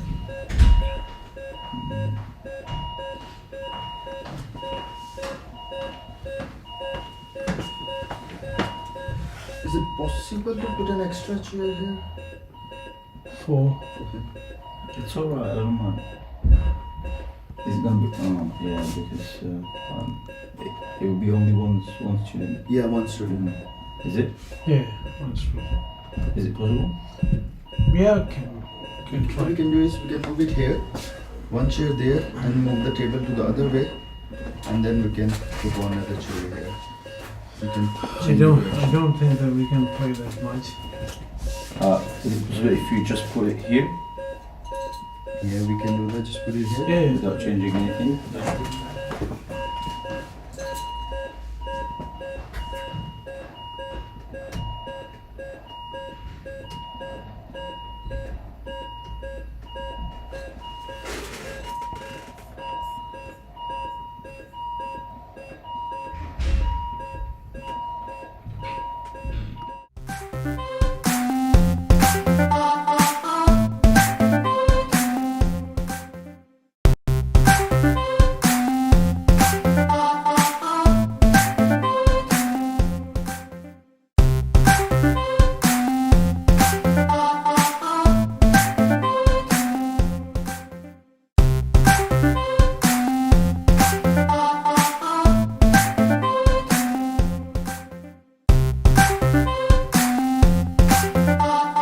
Added like from November until now, there is a lot of, not a lot, but there's quite some new scenarios that have been added. yeah, we'll talk about that. Yeah. Okay.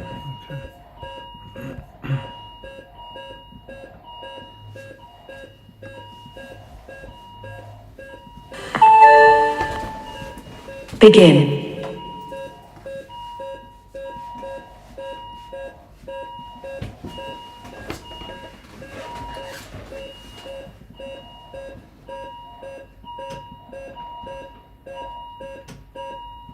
So what case are we presenting? They're able to listen.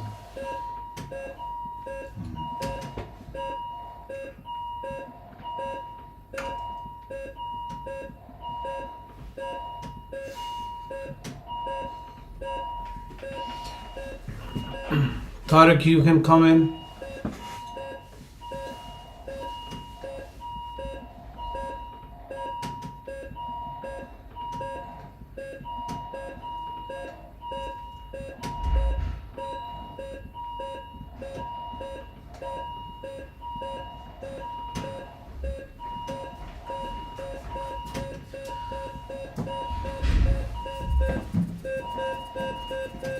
Hello, good morning. I'm Tarek. My GMC number is 78955. Hello, I'm Tarek. I'm one of the FY2 in this medicine unit. Can I confirm your name and age, please? Can I confirm your name and age, please? The patient cannot talk to you at the moment. Examiners, I have been taking the universal precautions, and I'm going to follow the ABCD approach. I'm going to take names and ID. So, he's Mr. Patrick. You are with the right person. Mr. Patrick, are you listening to me? Mr. Patrick, I can see that you are having a short of breath, coughing a lot. Mr. Patrick, I'm checking Mr. Patrick airway. Can you open your mouth, please?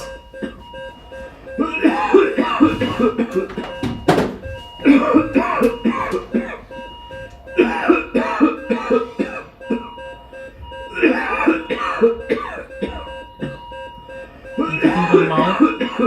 Okay, Mr. Petty, I can see the oxygen saturation of is 95%. It's not 94%. Mr. Petty, do you have any smokers? Do you smoke, Mr. Petty? No. Do you have any non-medical condition like COPD? COPD, do you have any smoker's lungs? No. Okay. I'm going to, my oxygen saturation is low. My patient Mr. Petty oxygen saturation is low. I'm going to give oxygen for 100% oxygen through a non-breathable mask. Thank you. Mr. Petty, how are you feeling now? Mr. Petty? Oh, I can't breathe and my chest hurts. Help. Okay. Mr. Petty, I'm going to check your chest. For these things, I'm going to expose it. I'm going to look, feel, tap and touch. Thank you. Assume. So I can see that chest is moving with respirations.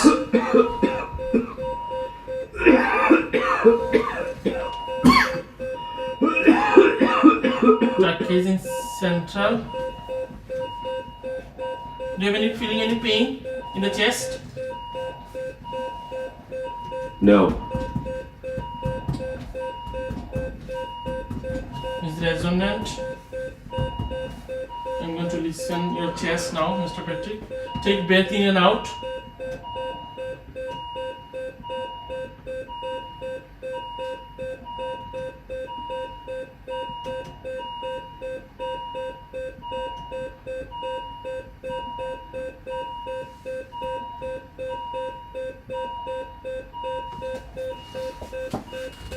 I can hear some abnormal sound in your chest.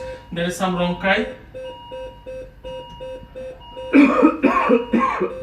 I'm going to give Mr. Patrick some oxygen saturation. Your oxygen respiratory is high and oxygen saturation is still low. So I'm going to give salbutamol and replacing your mask by a nebulizer mask. Thank you. I'm going to give salbutamol to my patient Patrick.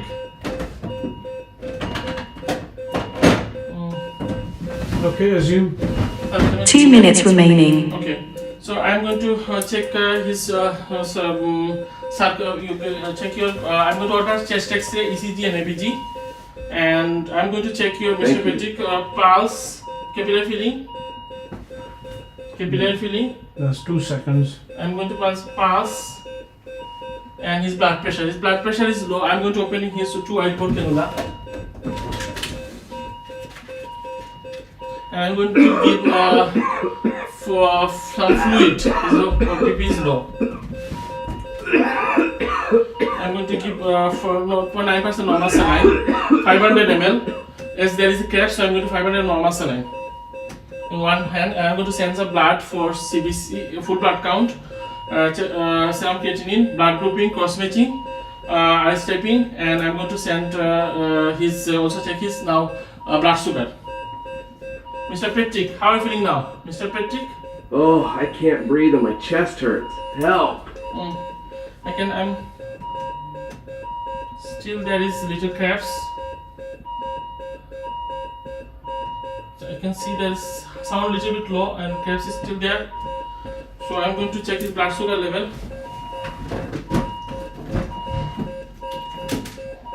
Check the blood sugar. 7.8. 7.8. Okay.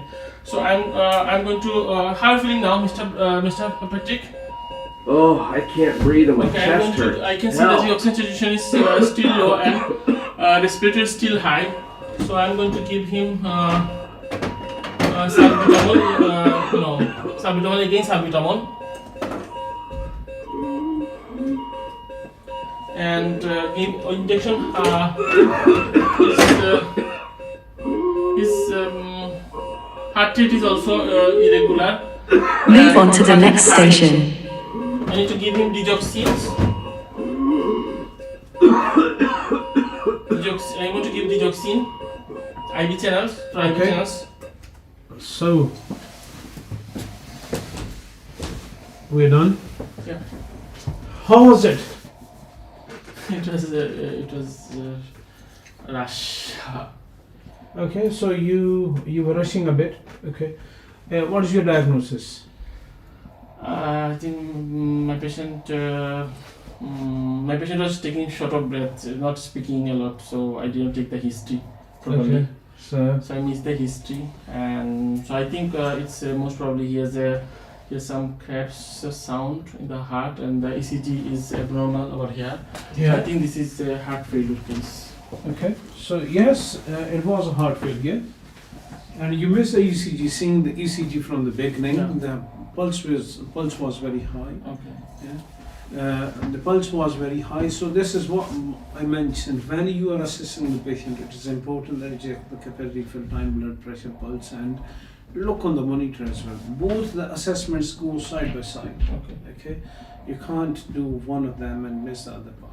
Okay, that's very, very important in this. The patient deteriorated after you gave the fluid. He started coughing more, and the blood pressure went down. Okay, so you had to control the pulse. You can give the beta blocker, and you can give digoxin. Both of them are important. Okay, so you can control the heart rate with this the beta blocker or digoxin. Okay. Anything else in this? So you spent. I should not give the fluid. Okay, so you spent a lot of time in the airway. Okay, the patient is coughing. It means the patient's airway is patent. Okay. You kept asking about what's your name, well, when the patient is not able to talk to you, he's coughing. You got the problem that the patient cannot talk.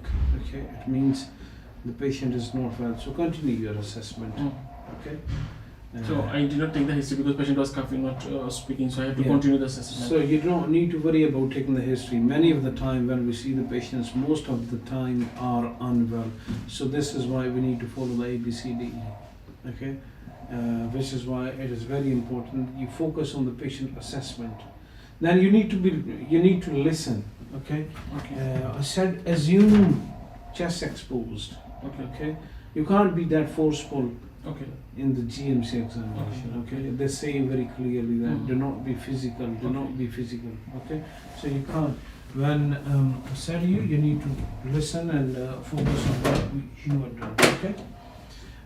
Apart from that, I think circulation dehydrated and exposure I could not reach. That's okay. That's okay. But I think what most important, I did not look at the pulse. Yeah. So you missed the reassessment part as well. Okay. Yeah. So you should be reassessing when you were checking the glucose. The blood pressure had already gone down. The pulse was going further up. Okay. The patient was coughing again. Okay, so you need to reassess. Okay. So the important points that you want to focus on are just a quick assessment, reassessment, and looking at all the parameters of the patient. Look at the parameter and ask the patient, how are you feeling now? Yeah. Okay.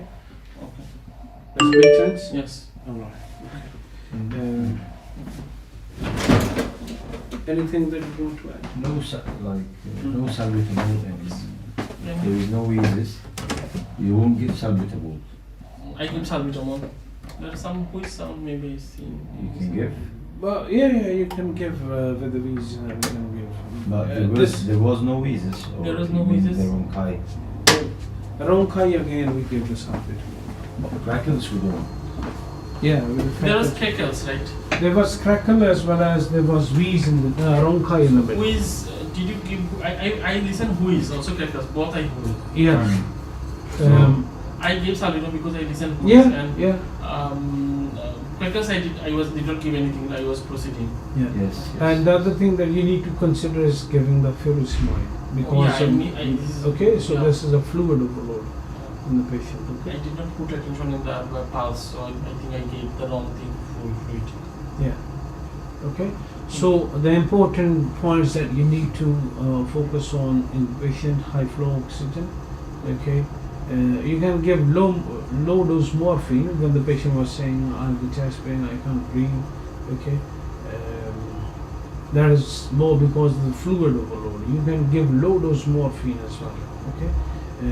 Prop up oxygen furosemide, rate control. These are the important points. All right. Thank you.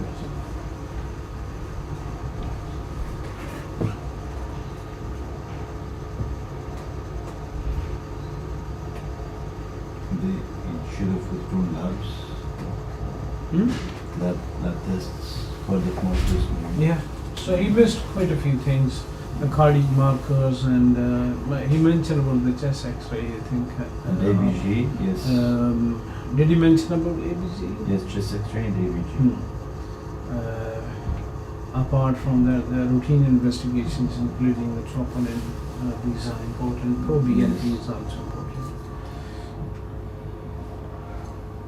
But the dilemma here, do you give salbutamol when you're hearing bronchi or when you're hearing wheezes? Sorry? Do you give salbutamol on bronchi or only on wheezes? No, in both of them. Both of them? Yeah.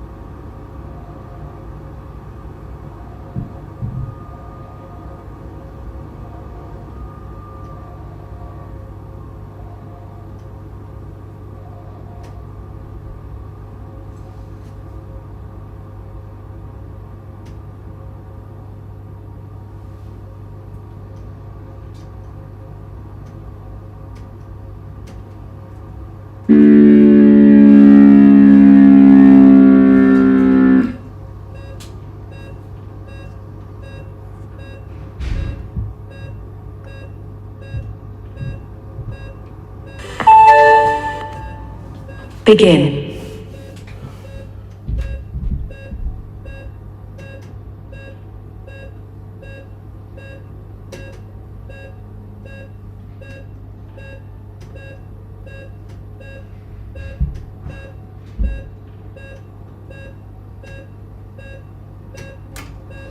Okay, guys, who is next can come.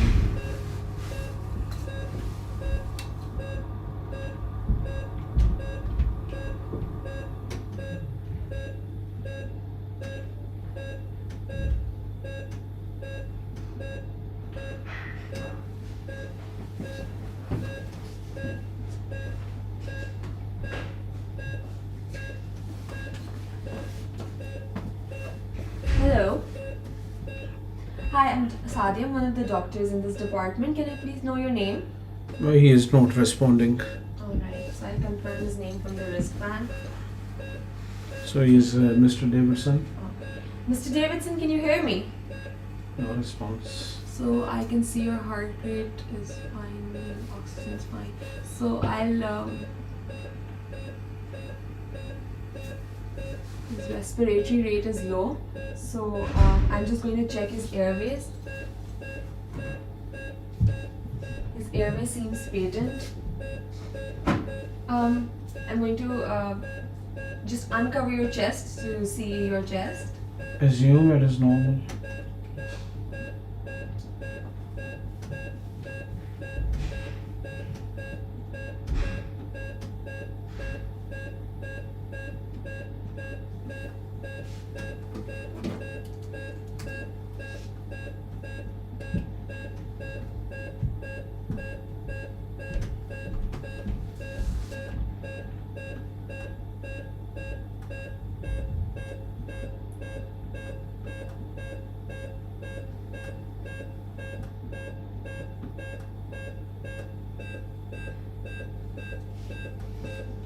I'm going to start oxygen.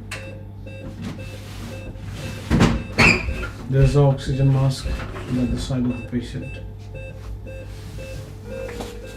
Just by the head of the patient. I'm going to start high flow oxygen 15 liters via non-rebreathable mask. Mr. Davidson, can you hear me? I'm going to move on to C, check his pulse.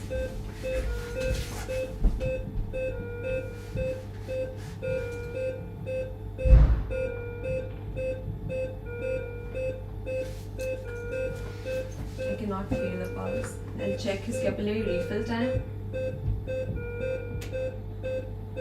And I'm going to check for his temperature. That's 37.2. Okay. I'm going to insert 2 IV fluids now in your veins.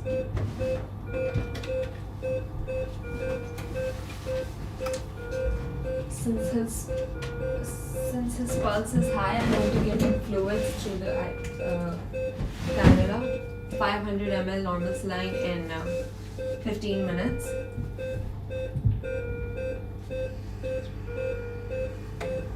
I'd like to send a chest X-ray and EBGs to find out why his respiratory rate is so low.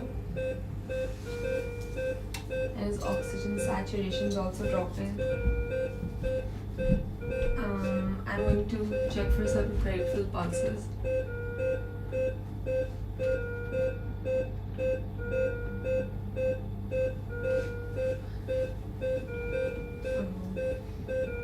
Mr. Davidson, can you hear me? No response. Okay. I suspect that the patient has a clot in his lungs, so I'm going to give him some blood thinner.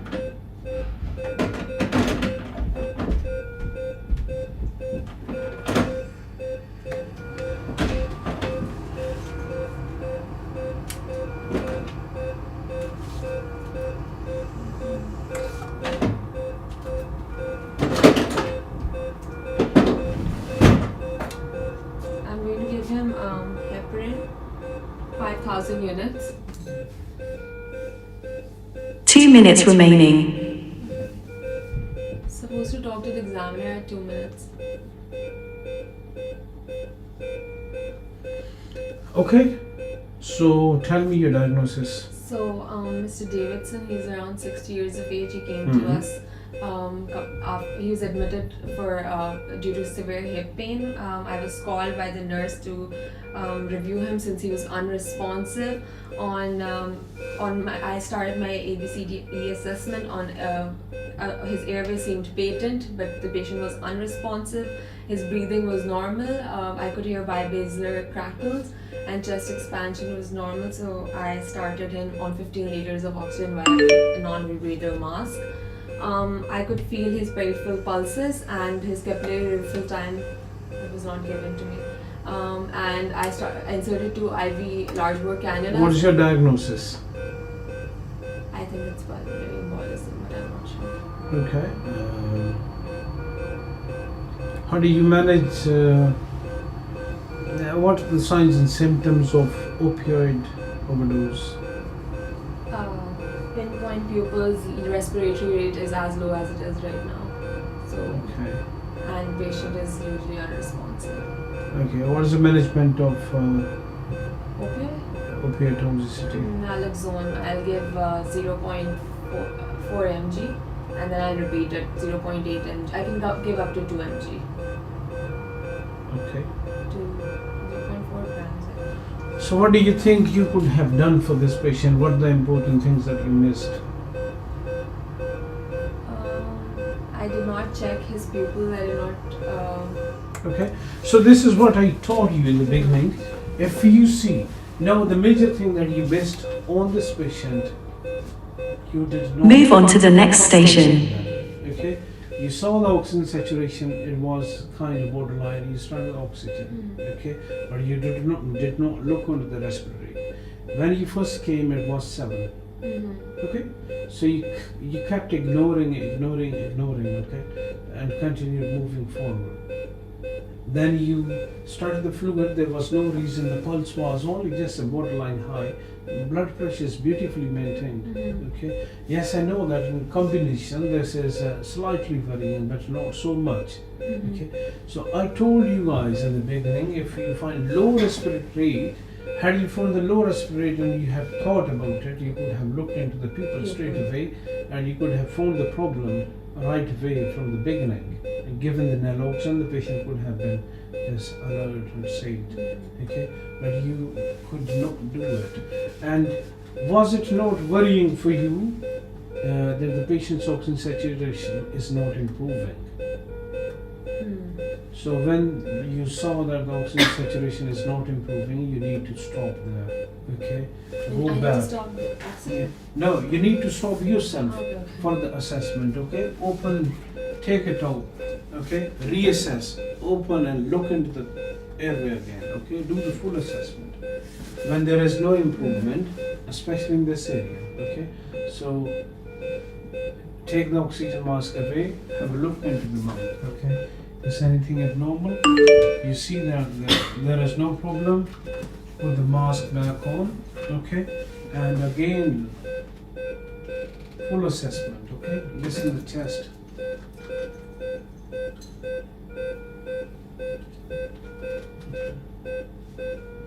Quickly. Listen the chest. Then you look on the monitor. Is the pulse okay? Is the blood pressure okay? If that's fine, then you move towards the D. Okay, check the AVPU scale, check the glucose, check the people. Okay, so this is where you missed. Alright, so it was very clear, I didn't make it confusing. So it was clear from the beginning, and again, as I mentioned from the history, the patient had severe hip pain, okay, so which is quite indicative and suggestive of what could go wrong with the patients. Okay, so that's very important. Okay, just a feedback. How are you finding on that side? That's fine, but it's lagging a bit, I think. Okay, but are you able to see what is happening? Oh, yeah. And the things clear? Yeah.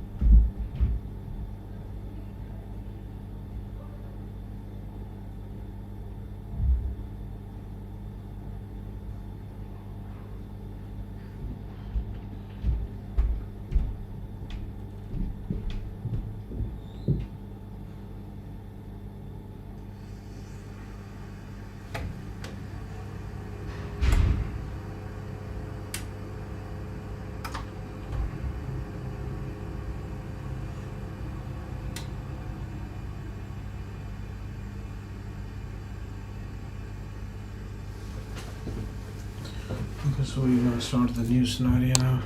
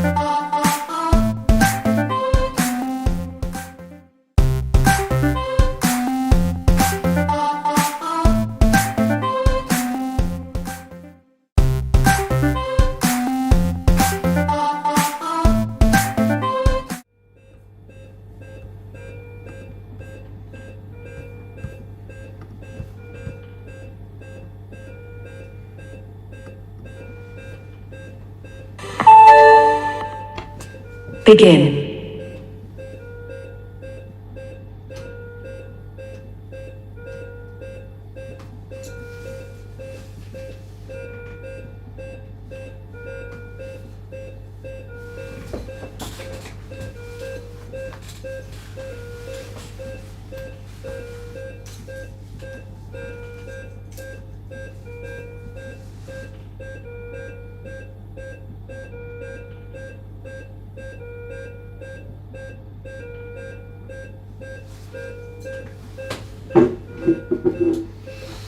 Okay, guys. Number 3 can come in.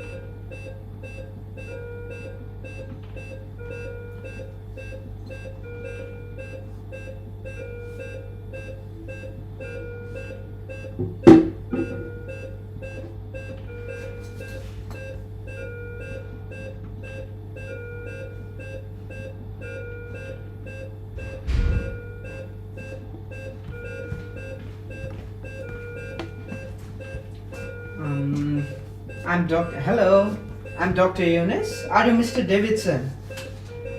Yes. Okay, so how can I help you today? He is quite confused. Okay, it seems that you are coughing. First of all, let me check your airways. Okay, as you are coughing, your airway is patent. So let me have a look at the monitor. Your oxygen saturation seems to be normal, and your respiratory rate is slightly higher. So I'm going to give you oxygen. I'm going to give you 15 liter of oxygen through a non-rebreather mask. How are you feeling now, Mr. Davidson? Same. Okay. Oxygen saturation is 93 and your respiratory rate is a bit high. So let me examine your chest, and I'll need to undress you above the waist. Assume. Okay.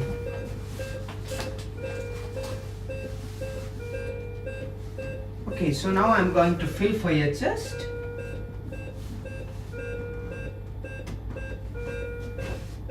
Now I'm going to tap on your chest.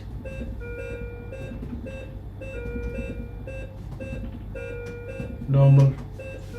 Okay, so let me listen to your chest. Can you please take a deep breath in and out for me? That sounds clear. Okay. Chest is clear. So I would like to do a ABG, and I would also like to do a chest X-ray. Now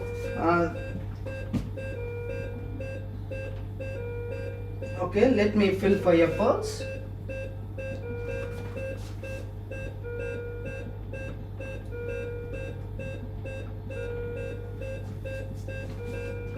Pulse rate is bit on the higher side. Okay, let me check your capillary refill time. It's 3 seconds. Okay, your heart rate is on the higher side and your pulse is on the higher side. So let me give you a fluid. Okay, so I'm going to give you 500 ml of normal saline, and I'll be giving you within 15 minutes. Okay, in the meanwhile, I'm also going to insert a cannula, a 2 wide bore cannula. Sorry.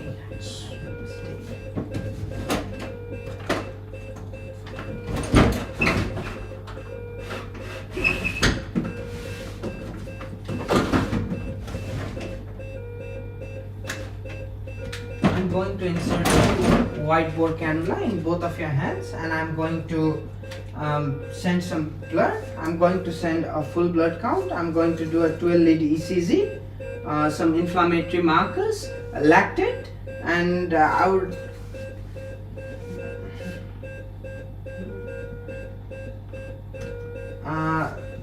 sorry, I blanked out. Carry on. Okay, so now I'm 2 minutes remaining. I'm going to sorry, I can't lie. Carry on. Okay, so I'm going to expose you below the waist.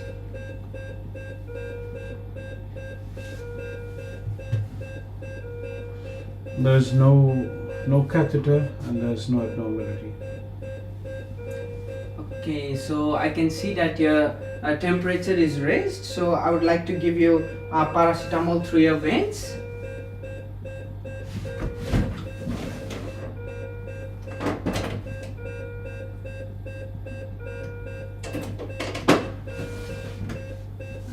your heart rate is still on the higher side, your pulse is on the higher side, so I would like to give another IV fluid through your vein, and I will be giving it within 15 minutes.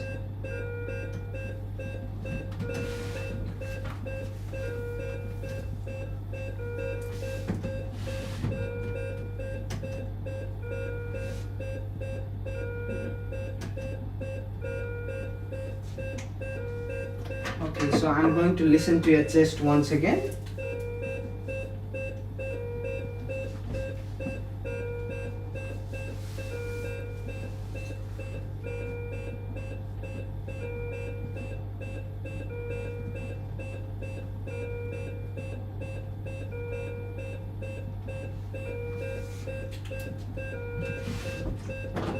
And I would also like to send a blood culture.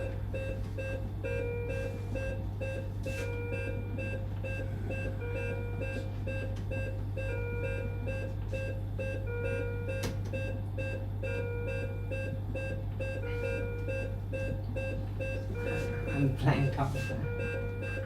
Move on to the next station. Alright, so what went wrong? What was the problem with the patient? The patient's temperature rose, the heart rate was high, the pulse rate was on the higher side. Okay, yes. So now you did nearly everything, but in no order.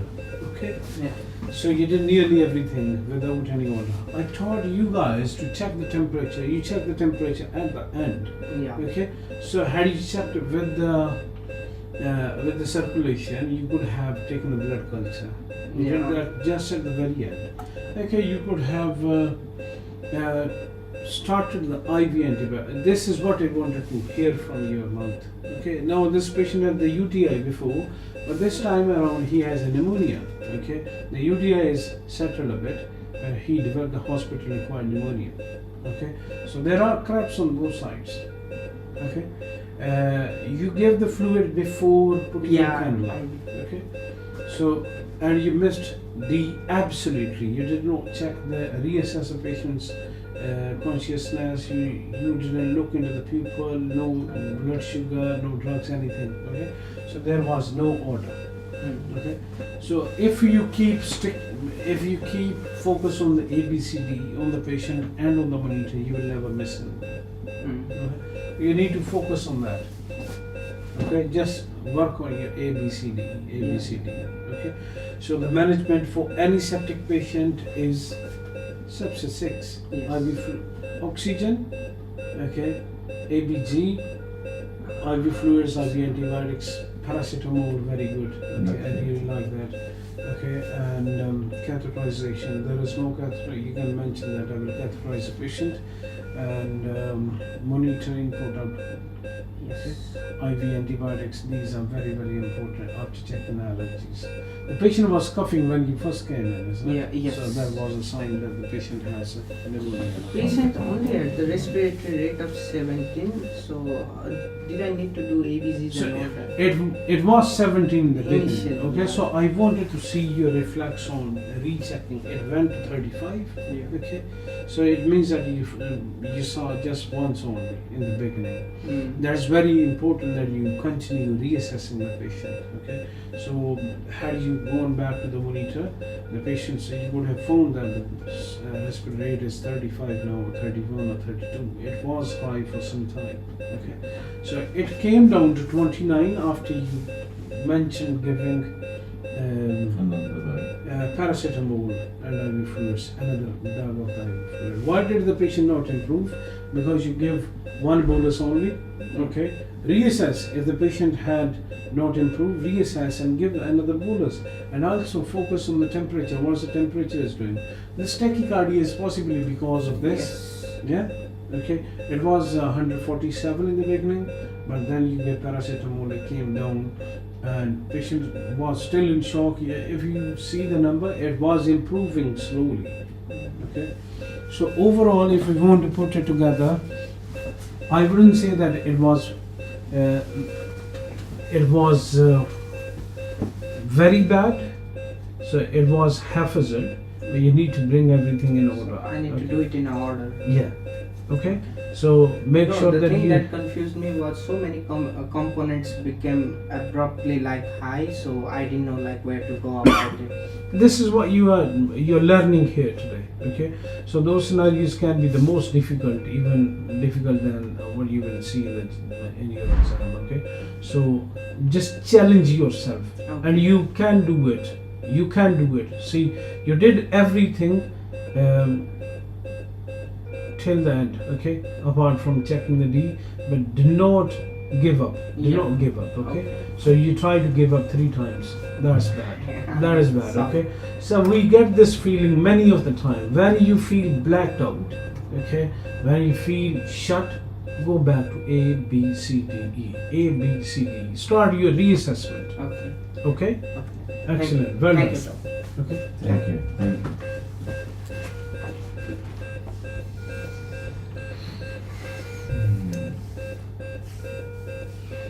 Okay, so we need to.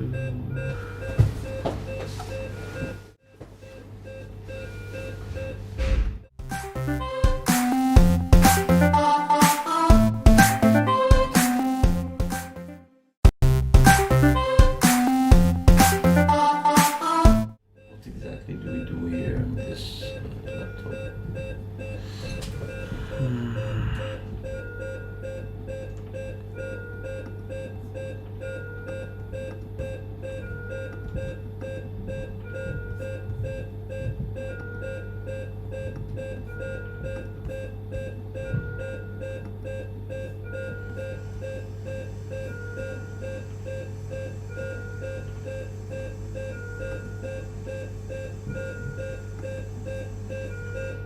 I'll tell you this is tricky.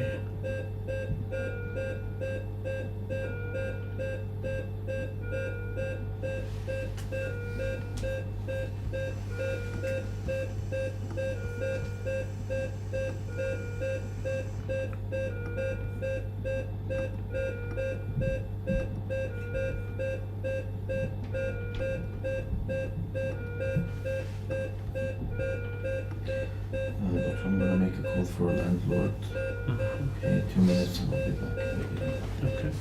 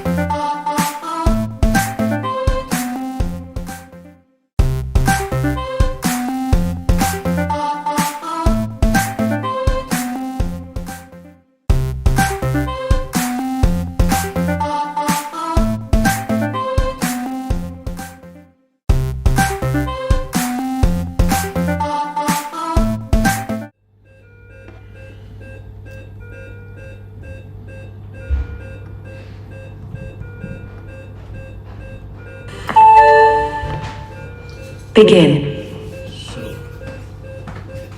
Intro play हो रहा है उधर.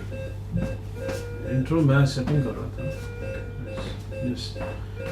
Okay, guys. The next person can come, please. After reading the scenario.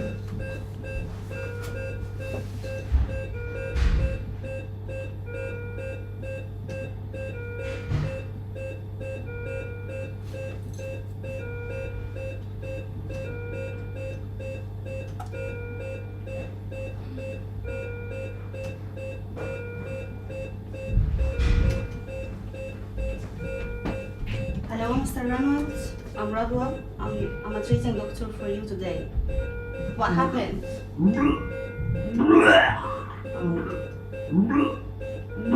Are you okay? So No. when did it start? Mr. Ronald? So there is any blood in this vomiting? Yes. So when did it start, Mr. Ronald? I feel really bad. So could you tell me I'm more? feeling very dizzy. Yeah, I can see this. I'm so sorry for that. So let me check your airway and I'd like to examine your chest. Thank you. Okay, so any pain? No. Yes, I'm quite nauseous. So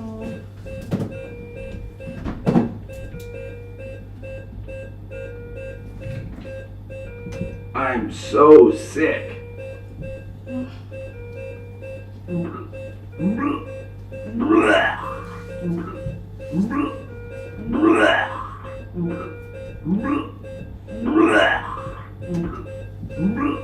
is this your first time to have this vomiting?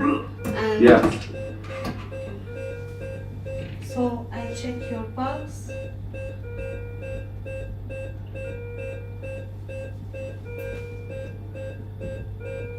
How are you feeling?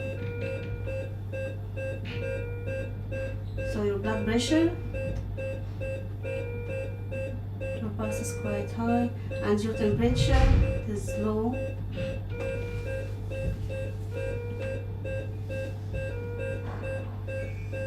So I insert a wide tool cannula.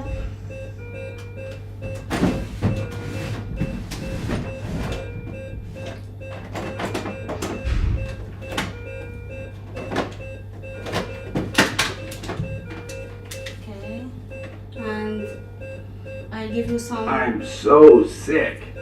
I'll give you saline 0.5 and anti-sickness with it. I'm feeling very dizzy. So after the treatment of anti-sickness, any improvement? No. So I'm feeling very dizzy. So I'll take blood sample for routine and blood culture and so I'll check your pulse. So I'll expose your abdomen. Any pain? No pain.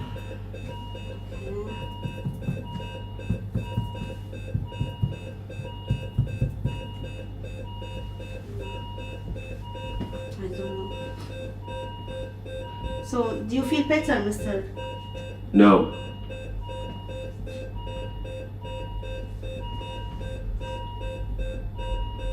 I feel really bad. Carry on. There's nothing I can do.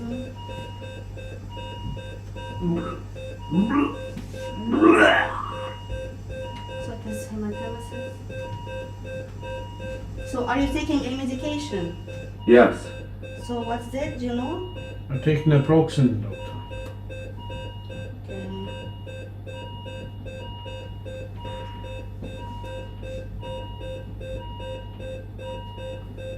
So did it happen before?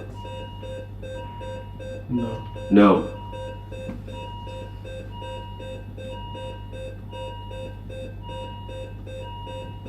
Two minutes remaining. so sick.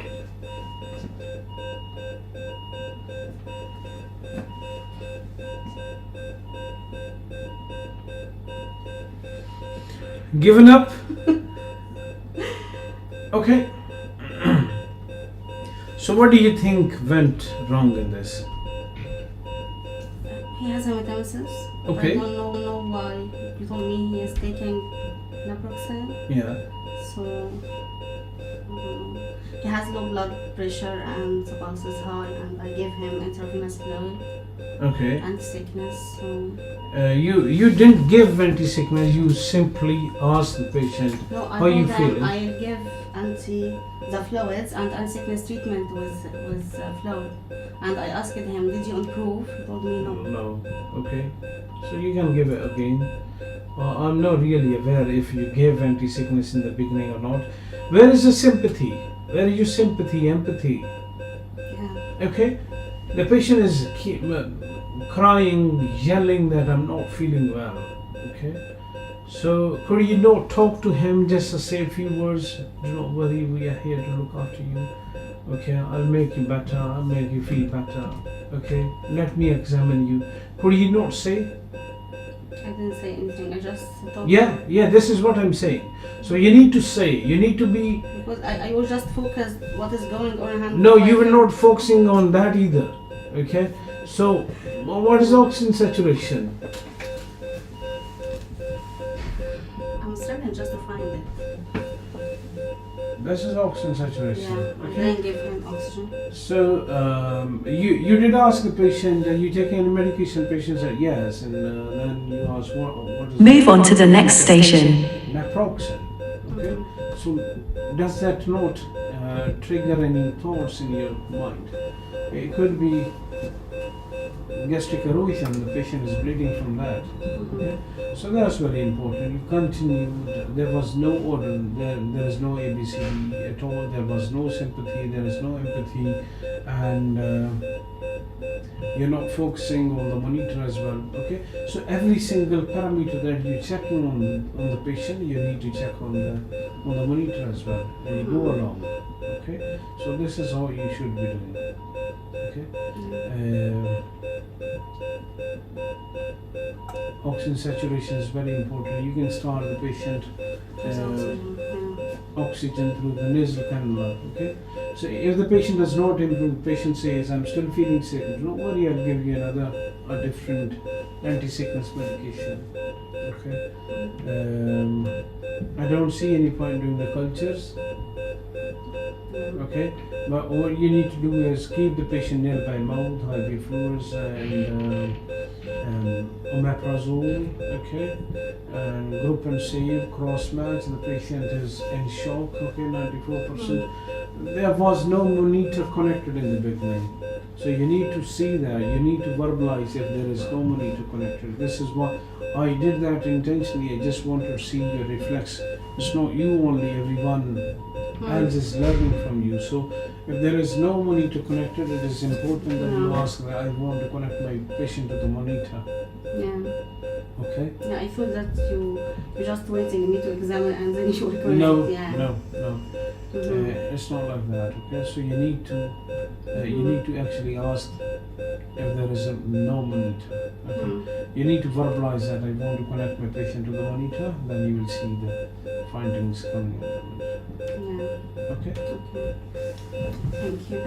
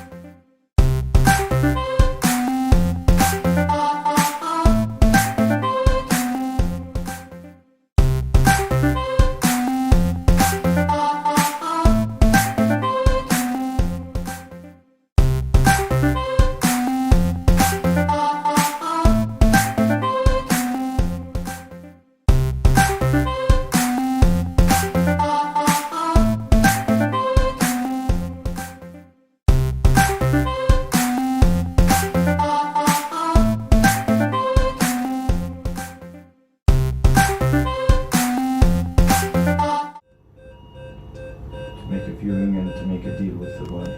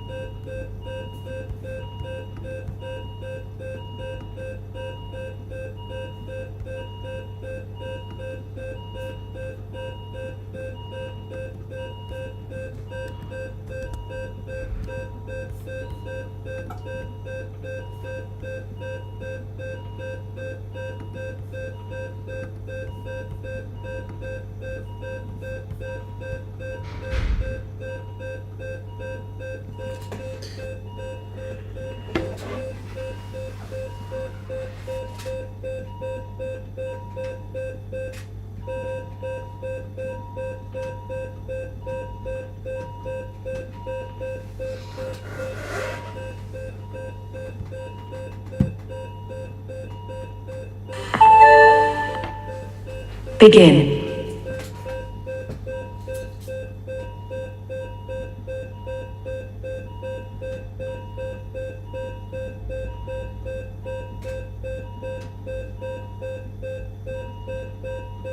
Okay, you can come, please.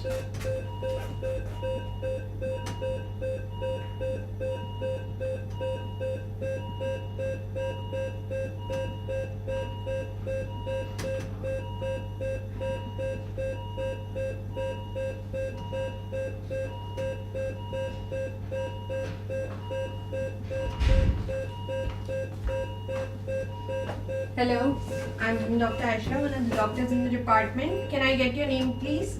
Are you Mr. Newton?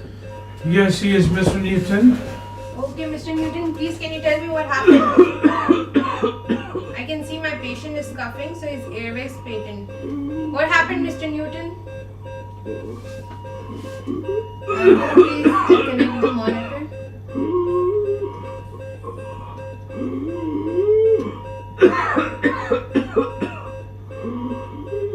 Where is the respiratory rate? 29. Okay, Mr. Newton, I can see that you're breathing at a very high rate, so I'll give you some oxygen. 100% oxygen, 15 liters per minute.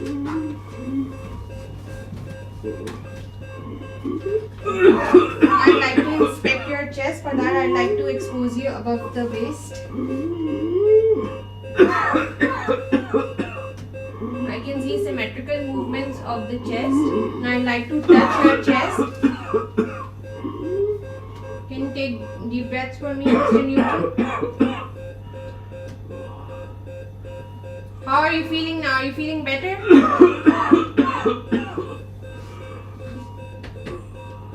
Doc, I feel like I could die. Okay, I'll surely do something to make you feel better, Mr. Newton. Just bear with me. Now listen to your chest.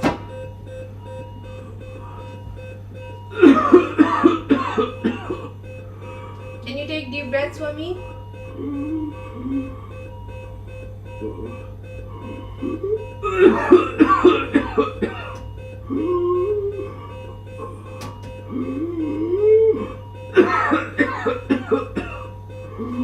Since when are you feeling like this, Mr. Newton? Since about half an hour. Okay, I can see that your heart rate is very high. I'll examine your, I'll pinch your finger to check the capillary refill time. That's 2 seconds. I'll check your pulses.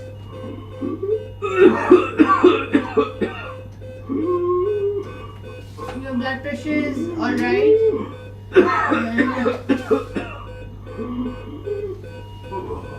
Now I'd like to instill 2 large bore IV cannulas into your veins.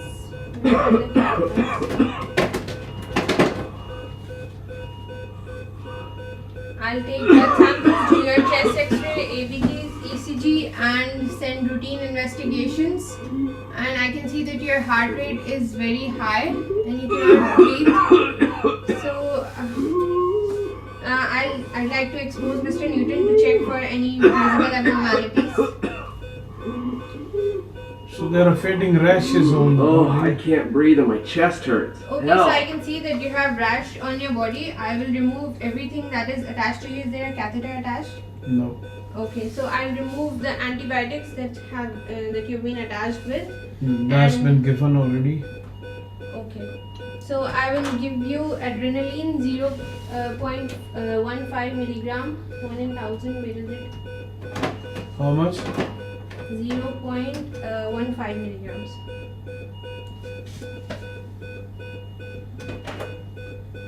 Zero 0.15. Okay.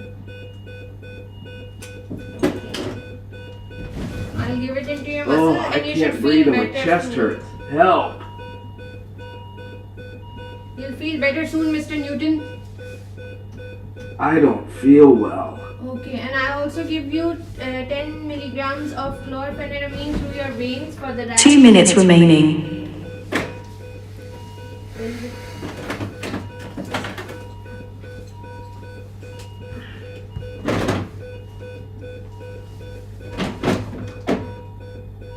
There's no chlorpheniramine over here. Resume given. Okay. How are you feeling now, Mr. Newton? I don't feel well. Okay, I'll listen to your chest once again. I can see that your temperature is okay. Where is the respiratory rate? It's 0? Okay, I'd like to check your pupils now. I'll be shining a light into your eye. They are fixed and dilated. What? The patient is dead? I'll repeat IM adrenaline once again. How much? 0.15 milligram again.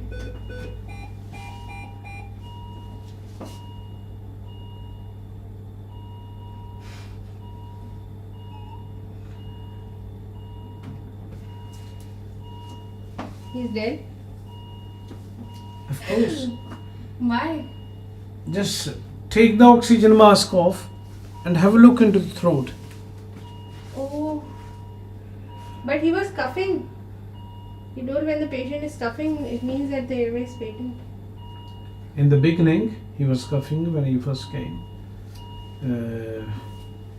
There was stridor as well. Okay, then stridor went away, came the V's, and they were blocked.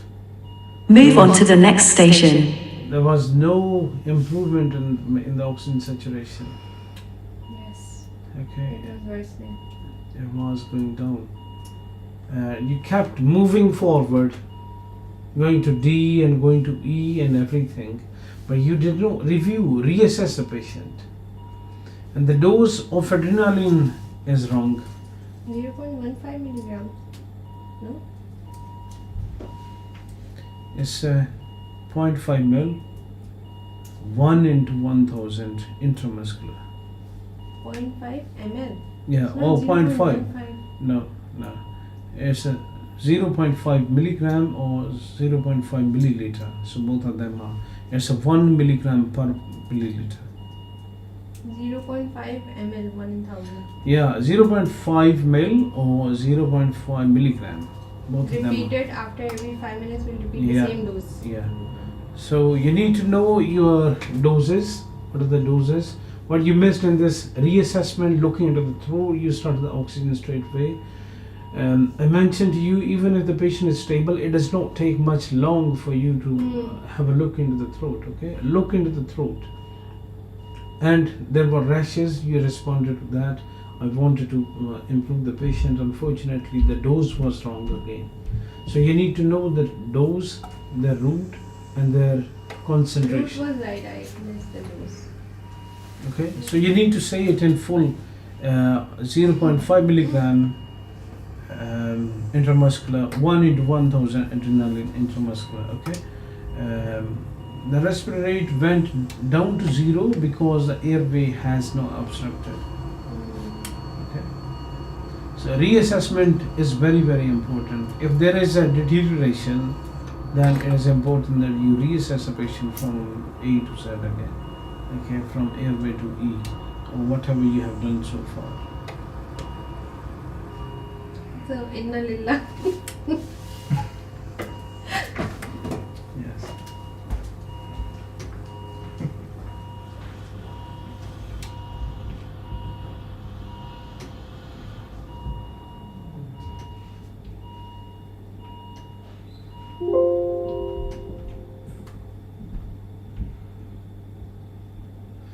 Can you put the stop back, please? Yeah, sure.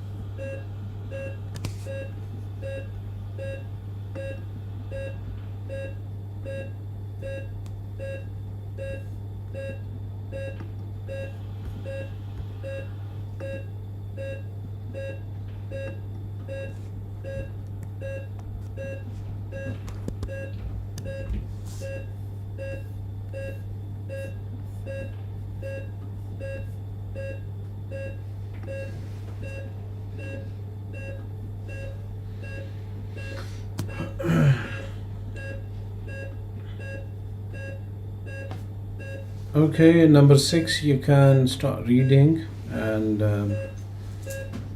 after 30 seconds you can come.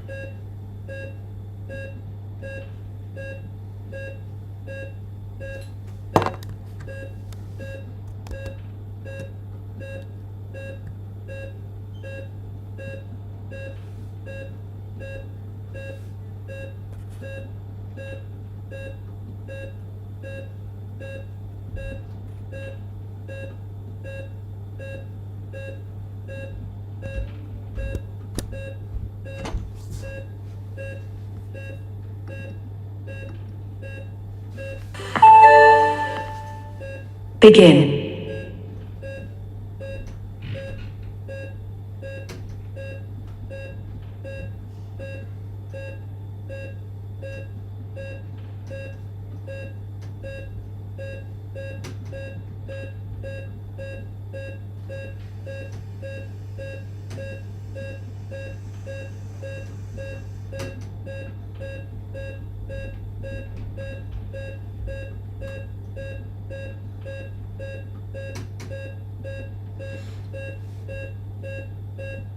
Okay guys, you can come in.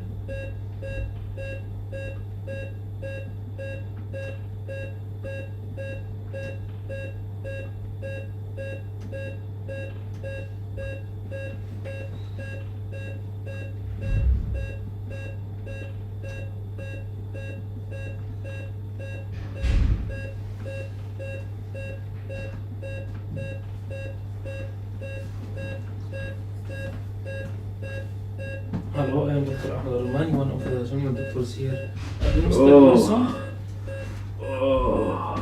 Mr. Morrison, what happened with you? How can I help you? I've had the pain for a couple of hours now. Do you have any medical conditions, Mr. Morrison? No. Do you take any medications? No. Okay. Do you have any allergies? Yes. From what? Paracetamol, doctor. Okay. Please. Okay, sure. I will Give help me you. something for this pain. It hurts. It Yeah. really hurts. For sure, definitely I will help you with that. But can you bear with me until I finish your assessment to give you the best medication I can? Oh. Oh. Okay, Mr. Morrison. For that, I want to check your airway first. Can you open your mouth for me? So, his airway, I can see the airway. So, my patient is talking, so his airway is better. Okay, Mr. Morrison, I will check your chest now. It's moving symmetrically. Okay. Now I will touch your chest. Is there any pain? Tell me if there is any pain in your chest. I will tap now. No. That's normal. Okay. I will hear your chest now. That's normal.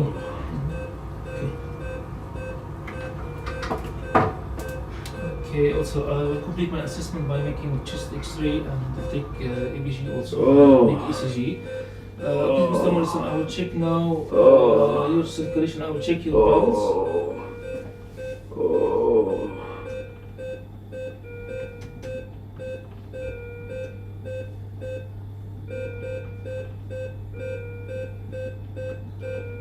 Okay, I'll check your capillary refill, I will be touching. Please. Give me something for this pain. It hurts. Definitely, It really hurts. Yeah, I will give you now. 3 seconds. Okay. Start a bit late. Okay, I will check your blood pressure. I can see the blood pressure is very low. Also, saturation is low. I will give him oxygen and fluids.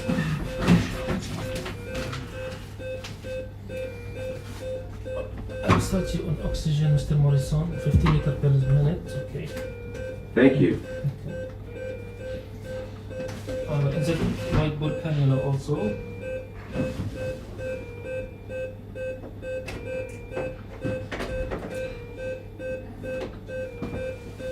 I'll start for you fluid. I'll give you 500 normal saline.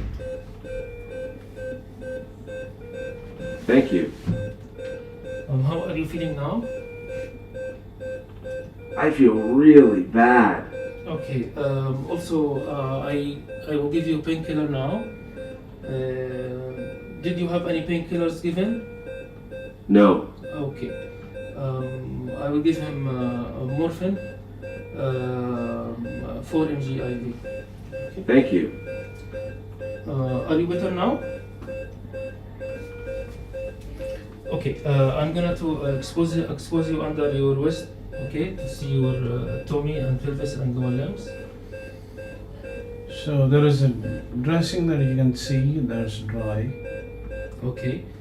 2 minutes remaining. Any abdominal pain? Yes. What is the pain? Just there. No, I've never had pain like this before. Okay, I'm sorry for that. Is there a catheter? No, there is no catheter. Okay, I will check also his legs. I will check the pulses. I will check also the movement. Okay.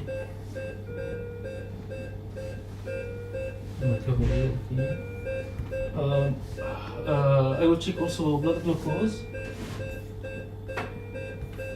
And I will check temperature. And check pupils. People are equally reactive. Okay. Okay. Glucose is 7.8. Okay, so vitals saturation is improving, but blood pressure is still low. I will give him again another normal saline, another 500. Okay.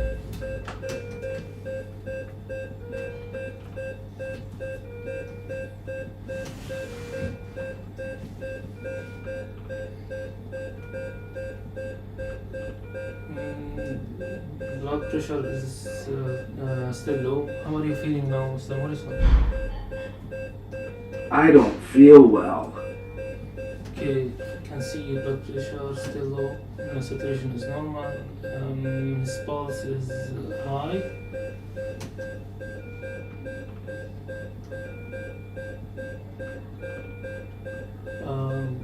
Temperature, Normal. okay, his blood pressure is now improving. Move on to the next station. Okay,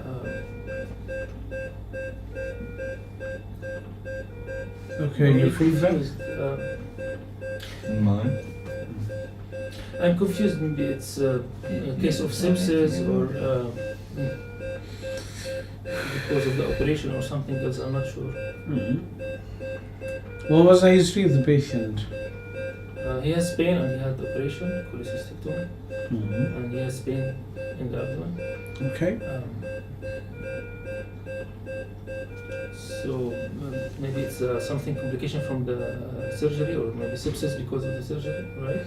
Or Sepsis, what are the things that you will find in sepsis? low blood pressure, Okay, yeah, but temperature is normal, okay. so that's why I So was that confused. so that goes against the Against sepsis, sepsis. So the other thing that you got is a complication. What is the possible complication? bleeding. Yeah. So what did you do in bleeding? I have to confirm with the ultrasound, then I will give fluids, blood. If Okay. not improving, I will give So blood. did you suspect that? No, actually I was going with my mind to sepsis more. Okay. When there was nothing suggestive of sepsis, okay, the patient had this maybe a few hours after the surgery was done. You're called to see. So he's complaining severe abdominal pain. The pain was also very pronounced. Okay. So what are the signs and symptoms that you'll get from the complication? This is more likely the complication, nor the sepsis. Okay. So you need to focus on why the patient could have this this temperature. The raised pulse and severe pain, as well as low blood pressure. Patient is not improving. What's going on with the patient? So think about those kind of things. Okay, and reassess the patient. You need to work on your ABCDE. Okay. And I forget to see the monitor from beginning. Yeah, I know that. So do not worry. There will be another cycle. Okay. So another session of practice. But now you know. I was expecting you to ask me for the blood. Okay. So had you thought about that? No. There can be the bleeding. The patient just returned from the operation theater. Okay. Yeah, it could be, but because I don't know the station of intra-abdominal bleeding, so I might not go with this thing. So let's not worry about the station in particular. So if you follow the ABCDE, okay, you will be able to manage it. Okay, you should be able to do that. Okay, and I will give him painkiller, right? Morphine. Yes. Give the patient painkiller immediately. Okay, if the patient is in severe pain, ask them if they are not allergic to anything. You did check the allergies, which is good, and then the dose of morphine. You said 4 milligram. I don't know what was that. 4 milligram is a very baby dose. It's not going to affect. Aisha, you okay? So 10 milligrams, right? Where's the class? It's in the. Okay. So minimum 10 milligram for this patient pain. I think 4 milligram doesn't make any sense at all. Okay. So for the elderly patient, the frail patient, you can do 5 milligram to start with, then another 5. Okay. So you need to work on your ABCDE.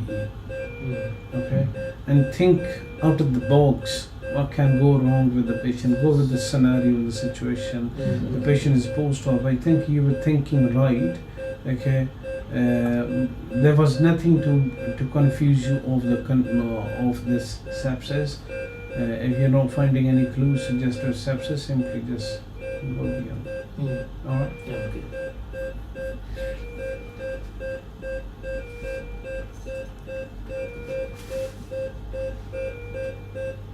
Okay.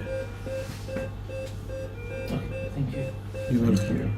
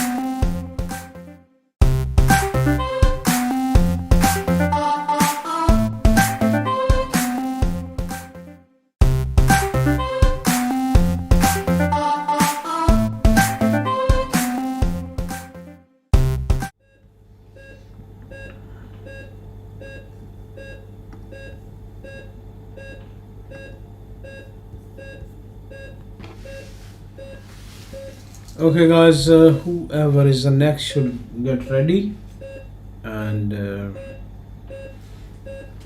should come to us soon.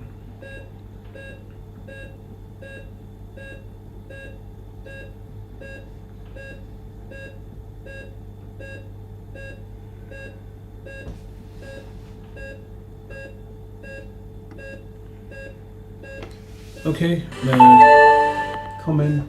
Begin.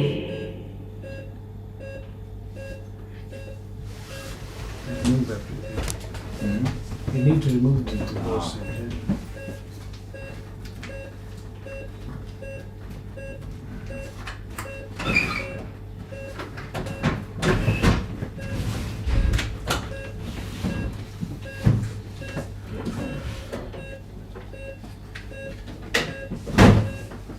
Okay. Hello. Hello, Mr. Morrison. Dr. Julius here. I'm here to help you. Hello, Mr. Morrison. He is not responding. Alright, Mr. Morrison, I can see you're not responding. Let me first of all check your airway. It seems patent to me. Mr. Morrison, are you able to raise your hand for me, please? He's not responding. My patient, Mr. Morrison, doesn't seem to be responsive. I would like to immediately summon the anesthetist to come and insert an airway. I will look for the oropharyngeal airway.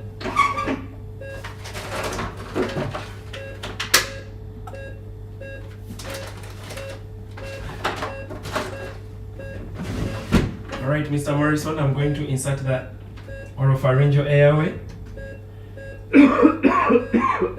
Alright, Mr. Morrison, keep talking to me. I'm here to help you. I can see your airway is now patent. Your oxygen saturation is 98. That's good. And Mr. Morrison, talk to me, please.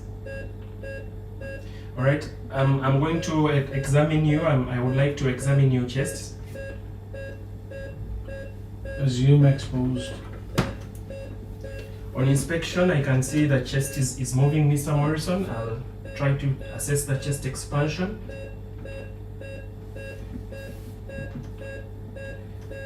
Let me percuss you, Mr. Morrison. That's normal. Stay with me. Normal. Mr. Morrison, let me listen to your chest, please. That is normal as well. Mr. Morrison, let me just see if your airway is still patent. Okay, good.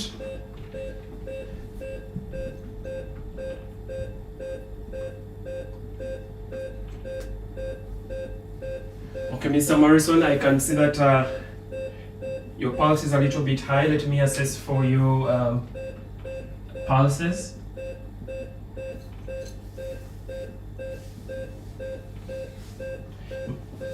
My patient's pulses are not detectable.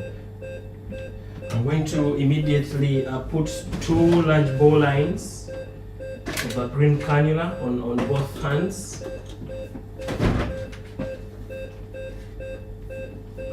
I would like to quickly take a few samples.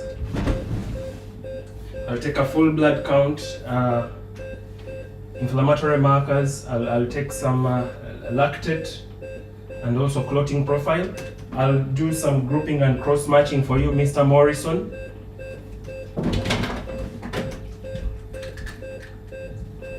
I will now want to give you some fluid, Mr. Morrison.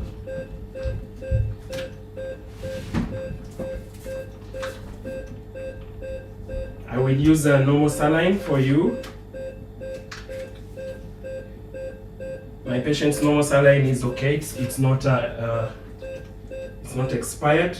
I will start by connecting 1 liter of normal saline to run over 15 minutes.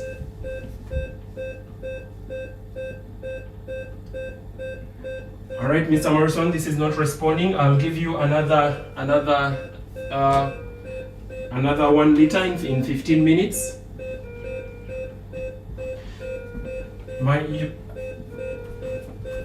Mr. Morrison, your airway is patent, but I can see you deteriorating. I'll check my patient's notes to see if he has a smoker's cough. No smoker's cough. All right, Mr. Morrison, I would like to connect you 100% oxygen using this non-breather mask at 15 liters.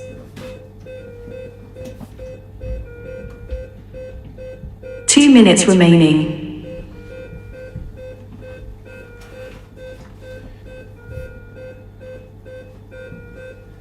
All right, Mr. Morrison, I'm going to increase the rate of the oxygen flow and try to reassess your chest once again.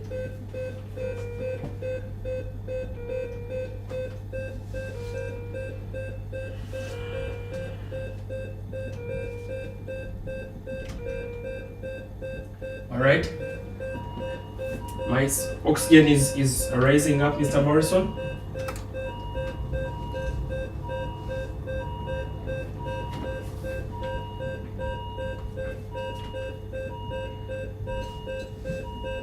I'm not able to get your pulse, Mr. Morrison. I'm going to order for 2 groups of 2 units of blood group O blood to put on my patient.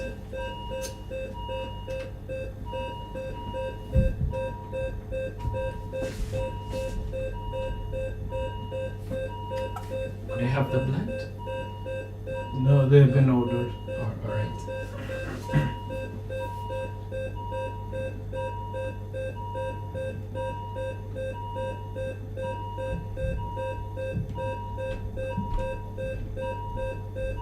All right, Mr. Morrison, let me try to reassess the breathing once again.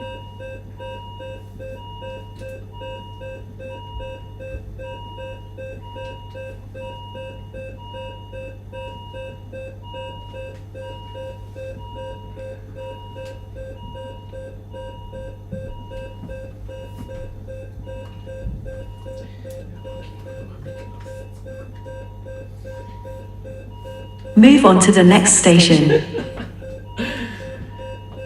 By the way, what is the blood pressure of the patient? The blood pressure is undetectable. I can see saturation, I can see pulse. Okay. Where does it say that it is undetectable?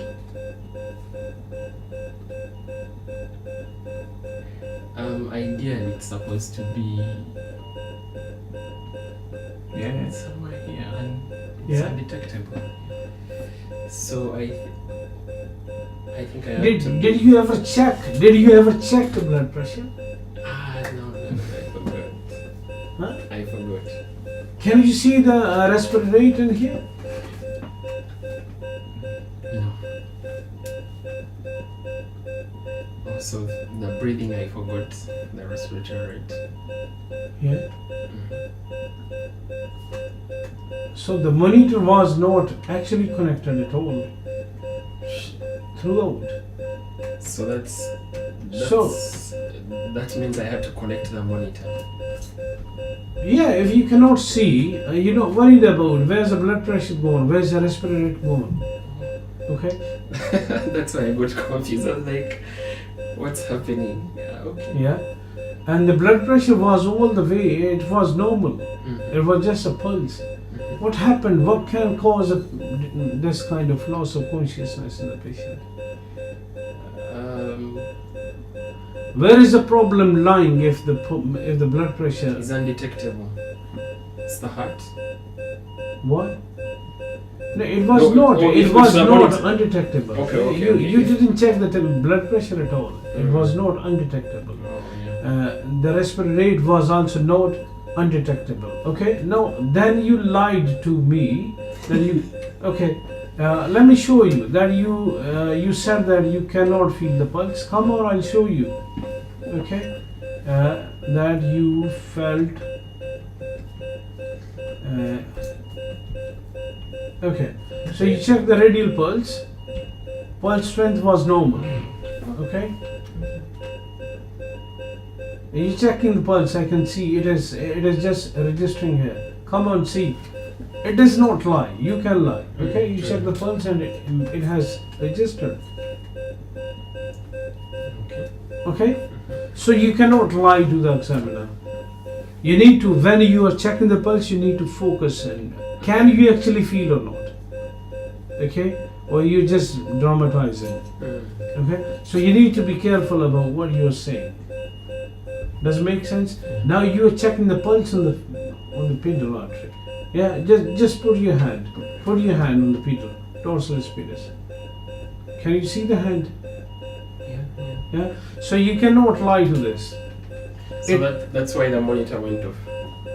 No. This is your responsibility to attach the monitor or ask that my patient is now connected to the monitor. I want to connect the monitor. Okay. So if you are not able to find the blood pressure, you were not actually thinking about checking the blood pressure. You didn't think about it. You were checking the pulse and you were worried about the pulse only, pulse and pulse and pulse. In the beginning it was normal, then it went up to 108, then 220, then 149. Okay. So I said when you're thinking about the pulse, always check the blood pressure as well. Okay, always you want to know about both of them. Similarly, when you are thinking about the oxygen saturation, you need to be worried about what is the respiratory rate. You cannot see that. You should ask the examiner, may I know the respiratory rate of the patient, because that does not complete your assessment otherwise. If you don't know the respiratory rate, how can you move forward? Okay. I don't know why you were giving the patient 4 units of blood transfusion. I tried to. Okay, at one time I was not seeing the pulse. Then it came back. No, the pulse was always there. Okay. Yeah, the pulse was always. There What was no the ECG. saturation that- There was no ECG. Pulse and oxygen saturation, both of them were there, and these were the only things. Were you not worried about why I cannot see so many numbers? Okay, so you can see those red crosses. Okay, so means they are not connected. So there they are trying to assess if you know how to read the monitor. And No, I'm trying to assess what you are retaining. Your scenarios in the real exam may be quite easy to come in comparison to what you are doing today. Okay, but what you want to work on your ABCDE. Okay, but at the same time you cannot miss half of your assessment. I told you half assessment of the patient, half of the monitor. Okay, so you just did the patient's assessment but not in the monitor. So you need to know about all those numbers. Otherwise your assessment is never complete. Okay, so when the patient is not responding, where is the problem? Where is the responsiveness of the brain goes? In D. The problem is likely in D. yeah, I started by trying to ask him to raise his hand, then I called the anesthetist. Is that right? Yeah, the patient is not responding. So when the patient is not responding, how will the patient obey command? And the airway was patent.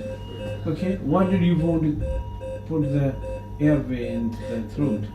Because I thought Glasgow Coma scale is Okay, is 8 so and below. So is it what I told you? no. No. Okay, so I told you even if the patient is not responding, assess the airway. If the airway is patent, move forward. Okay, do your complete assessment. Okay, it can So be was because I right to call So- the anesthetist? yeah, that's okay. Yeah, but putting the airway, Not okay. yeah, that was inappropriate. At the moment the airway is patent, you are not much worried about that. About it, okay. Had you seen the other numbers, means the respiratory rate and everything, you might have not worried about it. Had you checked the glucose of the patient, it was a hypoglycemia. Okay, so I this know patient which was a hypoglycemia patient. Normal blood pressure. Okay, with the tachycardia is because of the prolonged hypoglycemia. It was getting worse. The patient developed the seizures because of the hypoglycemia. Okay, so you need to focus on those areas. What is going wrong? So when you are doing the assessment in D, you need to check the pupil. You need to check the responsiveness. You need to check the glucose of the patient, as well as if there's any other drug. Alright. Points to take home, this and that at every level. Yeah. Yes. Okay. And continue the ABCD. Continue ABCD. Continue. You disappointed me. Okay. Yeah. Continue ABCD. That is I went back because I was not seeing anything, so I got confused. So you need to keep your mind open. This has happened. I think this was the second time I did it intentionally that the patient was not monitored. On the monitor. Okay. Yeah. So I believe that you are listening.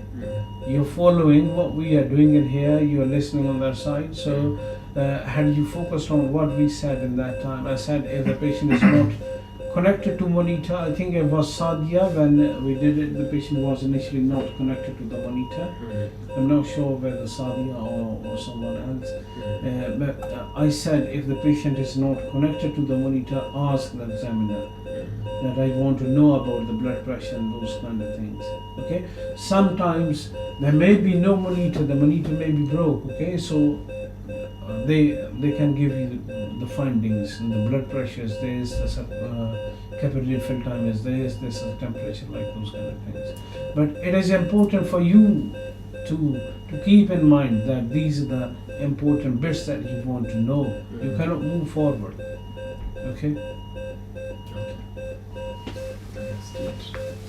Okay, so one more station before we take the break.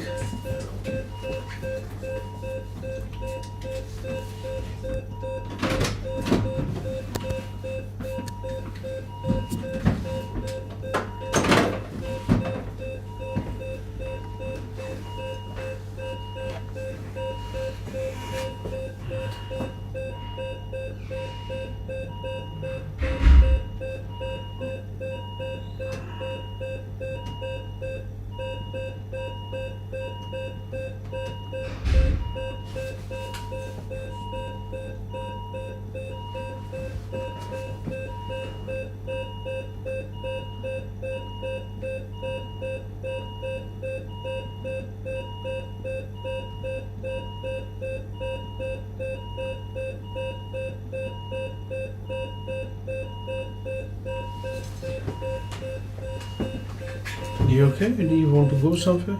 No. I just want to know, can they hear us?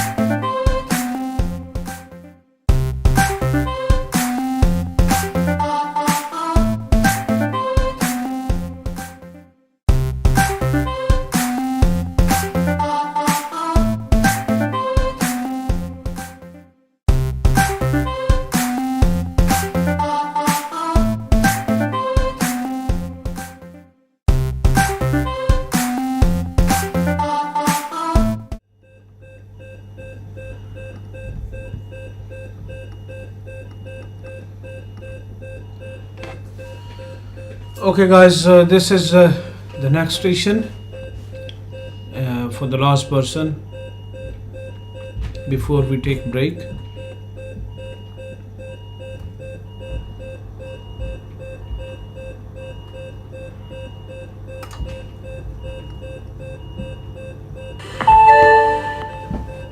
Begin.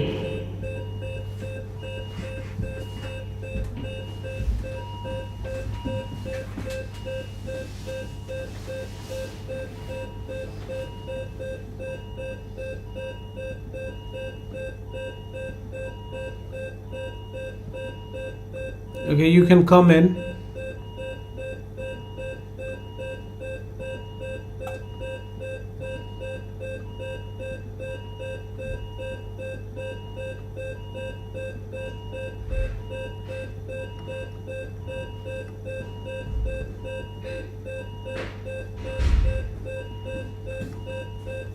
Hello, Dr. Naushad from Chowdhury James reference number 77835. Hello, good morning. I'm Naushad, one of the junior doctors here.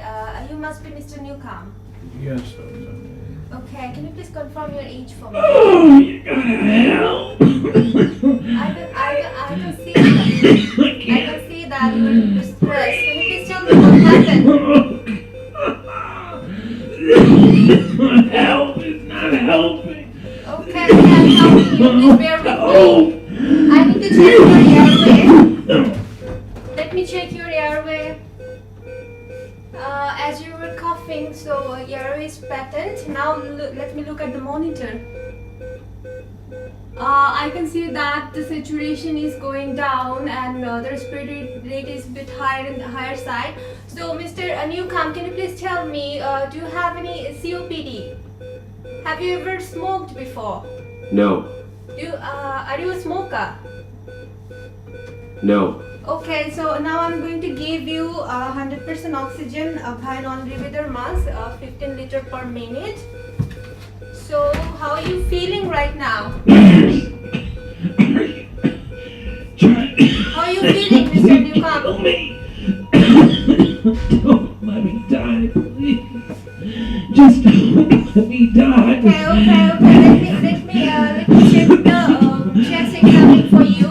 So I would like to expose you, and I will have a chaperone with me throughout the procedure for your privacy. Would that be fine for you?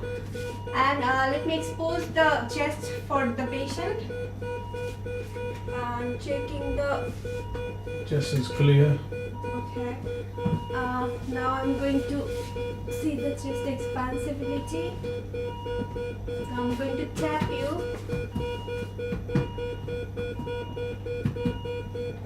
Is there any finding?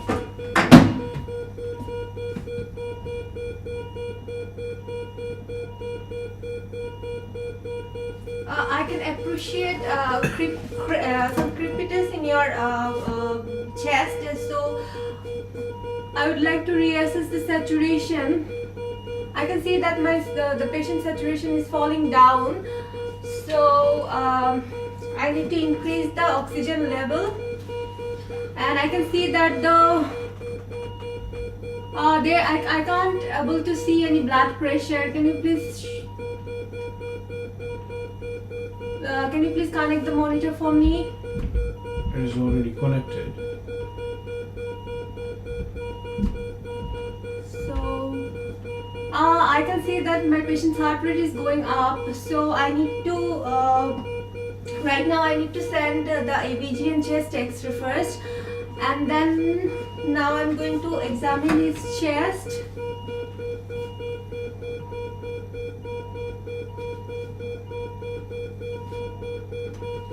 I'm going to check the capillary refill time. I'm going to open an IV channel to send some investigation. Routine blood test, infection marker, urea electrolyte, and I can appreciate some crepitation, so I would like to give my patient furosemide through vein.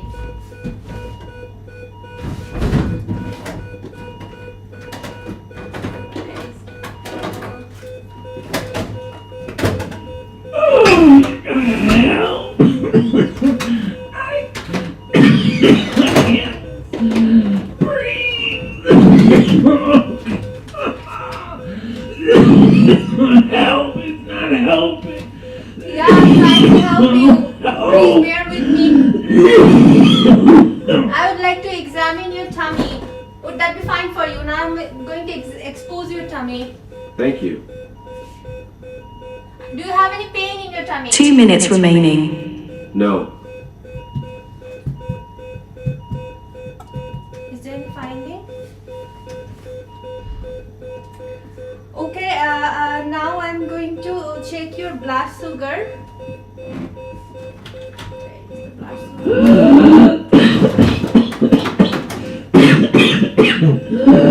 That's a 7.8. 7.8. I'm going to check your pupil. This is helping. I'm going to reassess my patient again. Oh, I can see that the blood pressure. is it not working? Mr. Newcomb, please bear with me. Can you please tell me when it started? Alright. don't know what to do. So sorry. I give furosemide, but why didn't improve? I don't know what to do.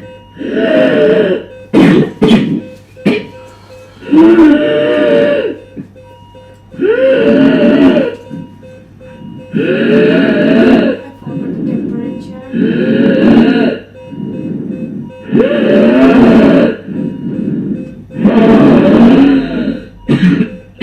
I don't know what to do. I don't know the further management. What does this sound like? It's a sound like crepitation.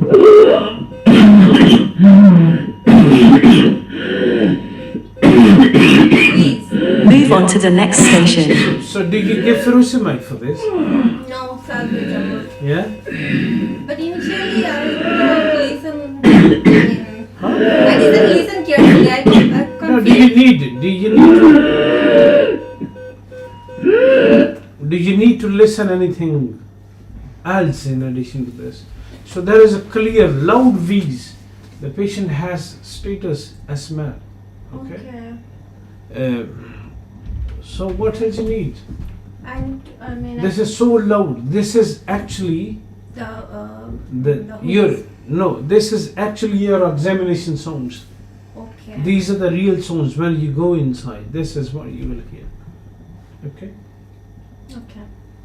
So if I give him salbutamol, everything will be, under control. I understand. I thought it could be heart failure because the heart rate was going so. Yeah, but there is a P wave. It's a tachycardic. The patient has a tachycardia. Yeah, that's why I'm very focused about heart failure. From the beginning, I just confused it with. So now this is just focus on the scenario. This is 32 years old. Okay, Yeah. how many patients you expect you're seeing 32 years old developing heart failure? No. Okay, so these are the important things that you need to keep in your mind when you're seeing the patient, young patient. Are you expecting him to be heart failure? Yes, there is a possibility, but not many patients. So common things are common. Mm-hmm. Okay, he went out. He became short of breath. Okay.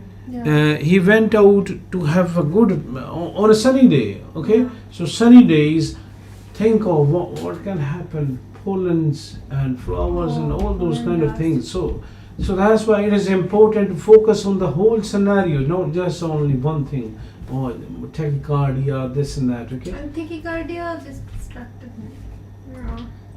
Okay, I understand right now. And I there think was I so have- clear, there was so clear V's, and you're not focusing on the V's, and you are giving furosemide. The blood pressure came down with the furosemide, okay, but that was not the solution. Yeah. Okay. Because in B part I need to give the salbutamol, right? Then Yeah. then So for such patients, many of the time you get the feeling from the face of the patient what is going on with the patient. The patient is saying, "I can't breathe." Okay, so that's important to focus. Okay, then the patient said, "Meds not working." Mad? Meds not working. Okay. I didn't. Patient was saying that.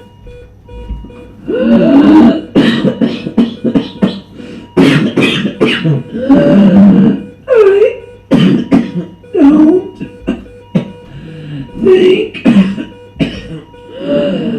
this is helping. It's not helping. Oh, why I didn't hear this. is it not working? Okay, medicine is not It's so hard. It is so hard. It's so hard to breathe. Yeah. Okay, I understand. Mhm. I need to correlate these things. One other thing is, how can I understand that the monitor is not connected? So because with- I thought it was no cough. No. Okay. So If the monitor is not connected, you will see the cross. Okay. Okay. Can you see the cross? Yeah. Yeah. And the question ABB mark. no sensor. Okay. Yeah.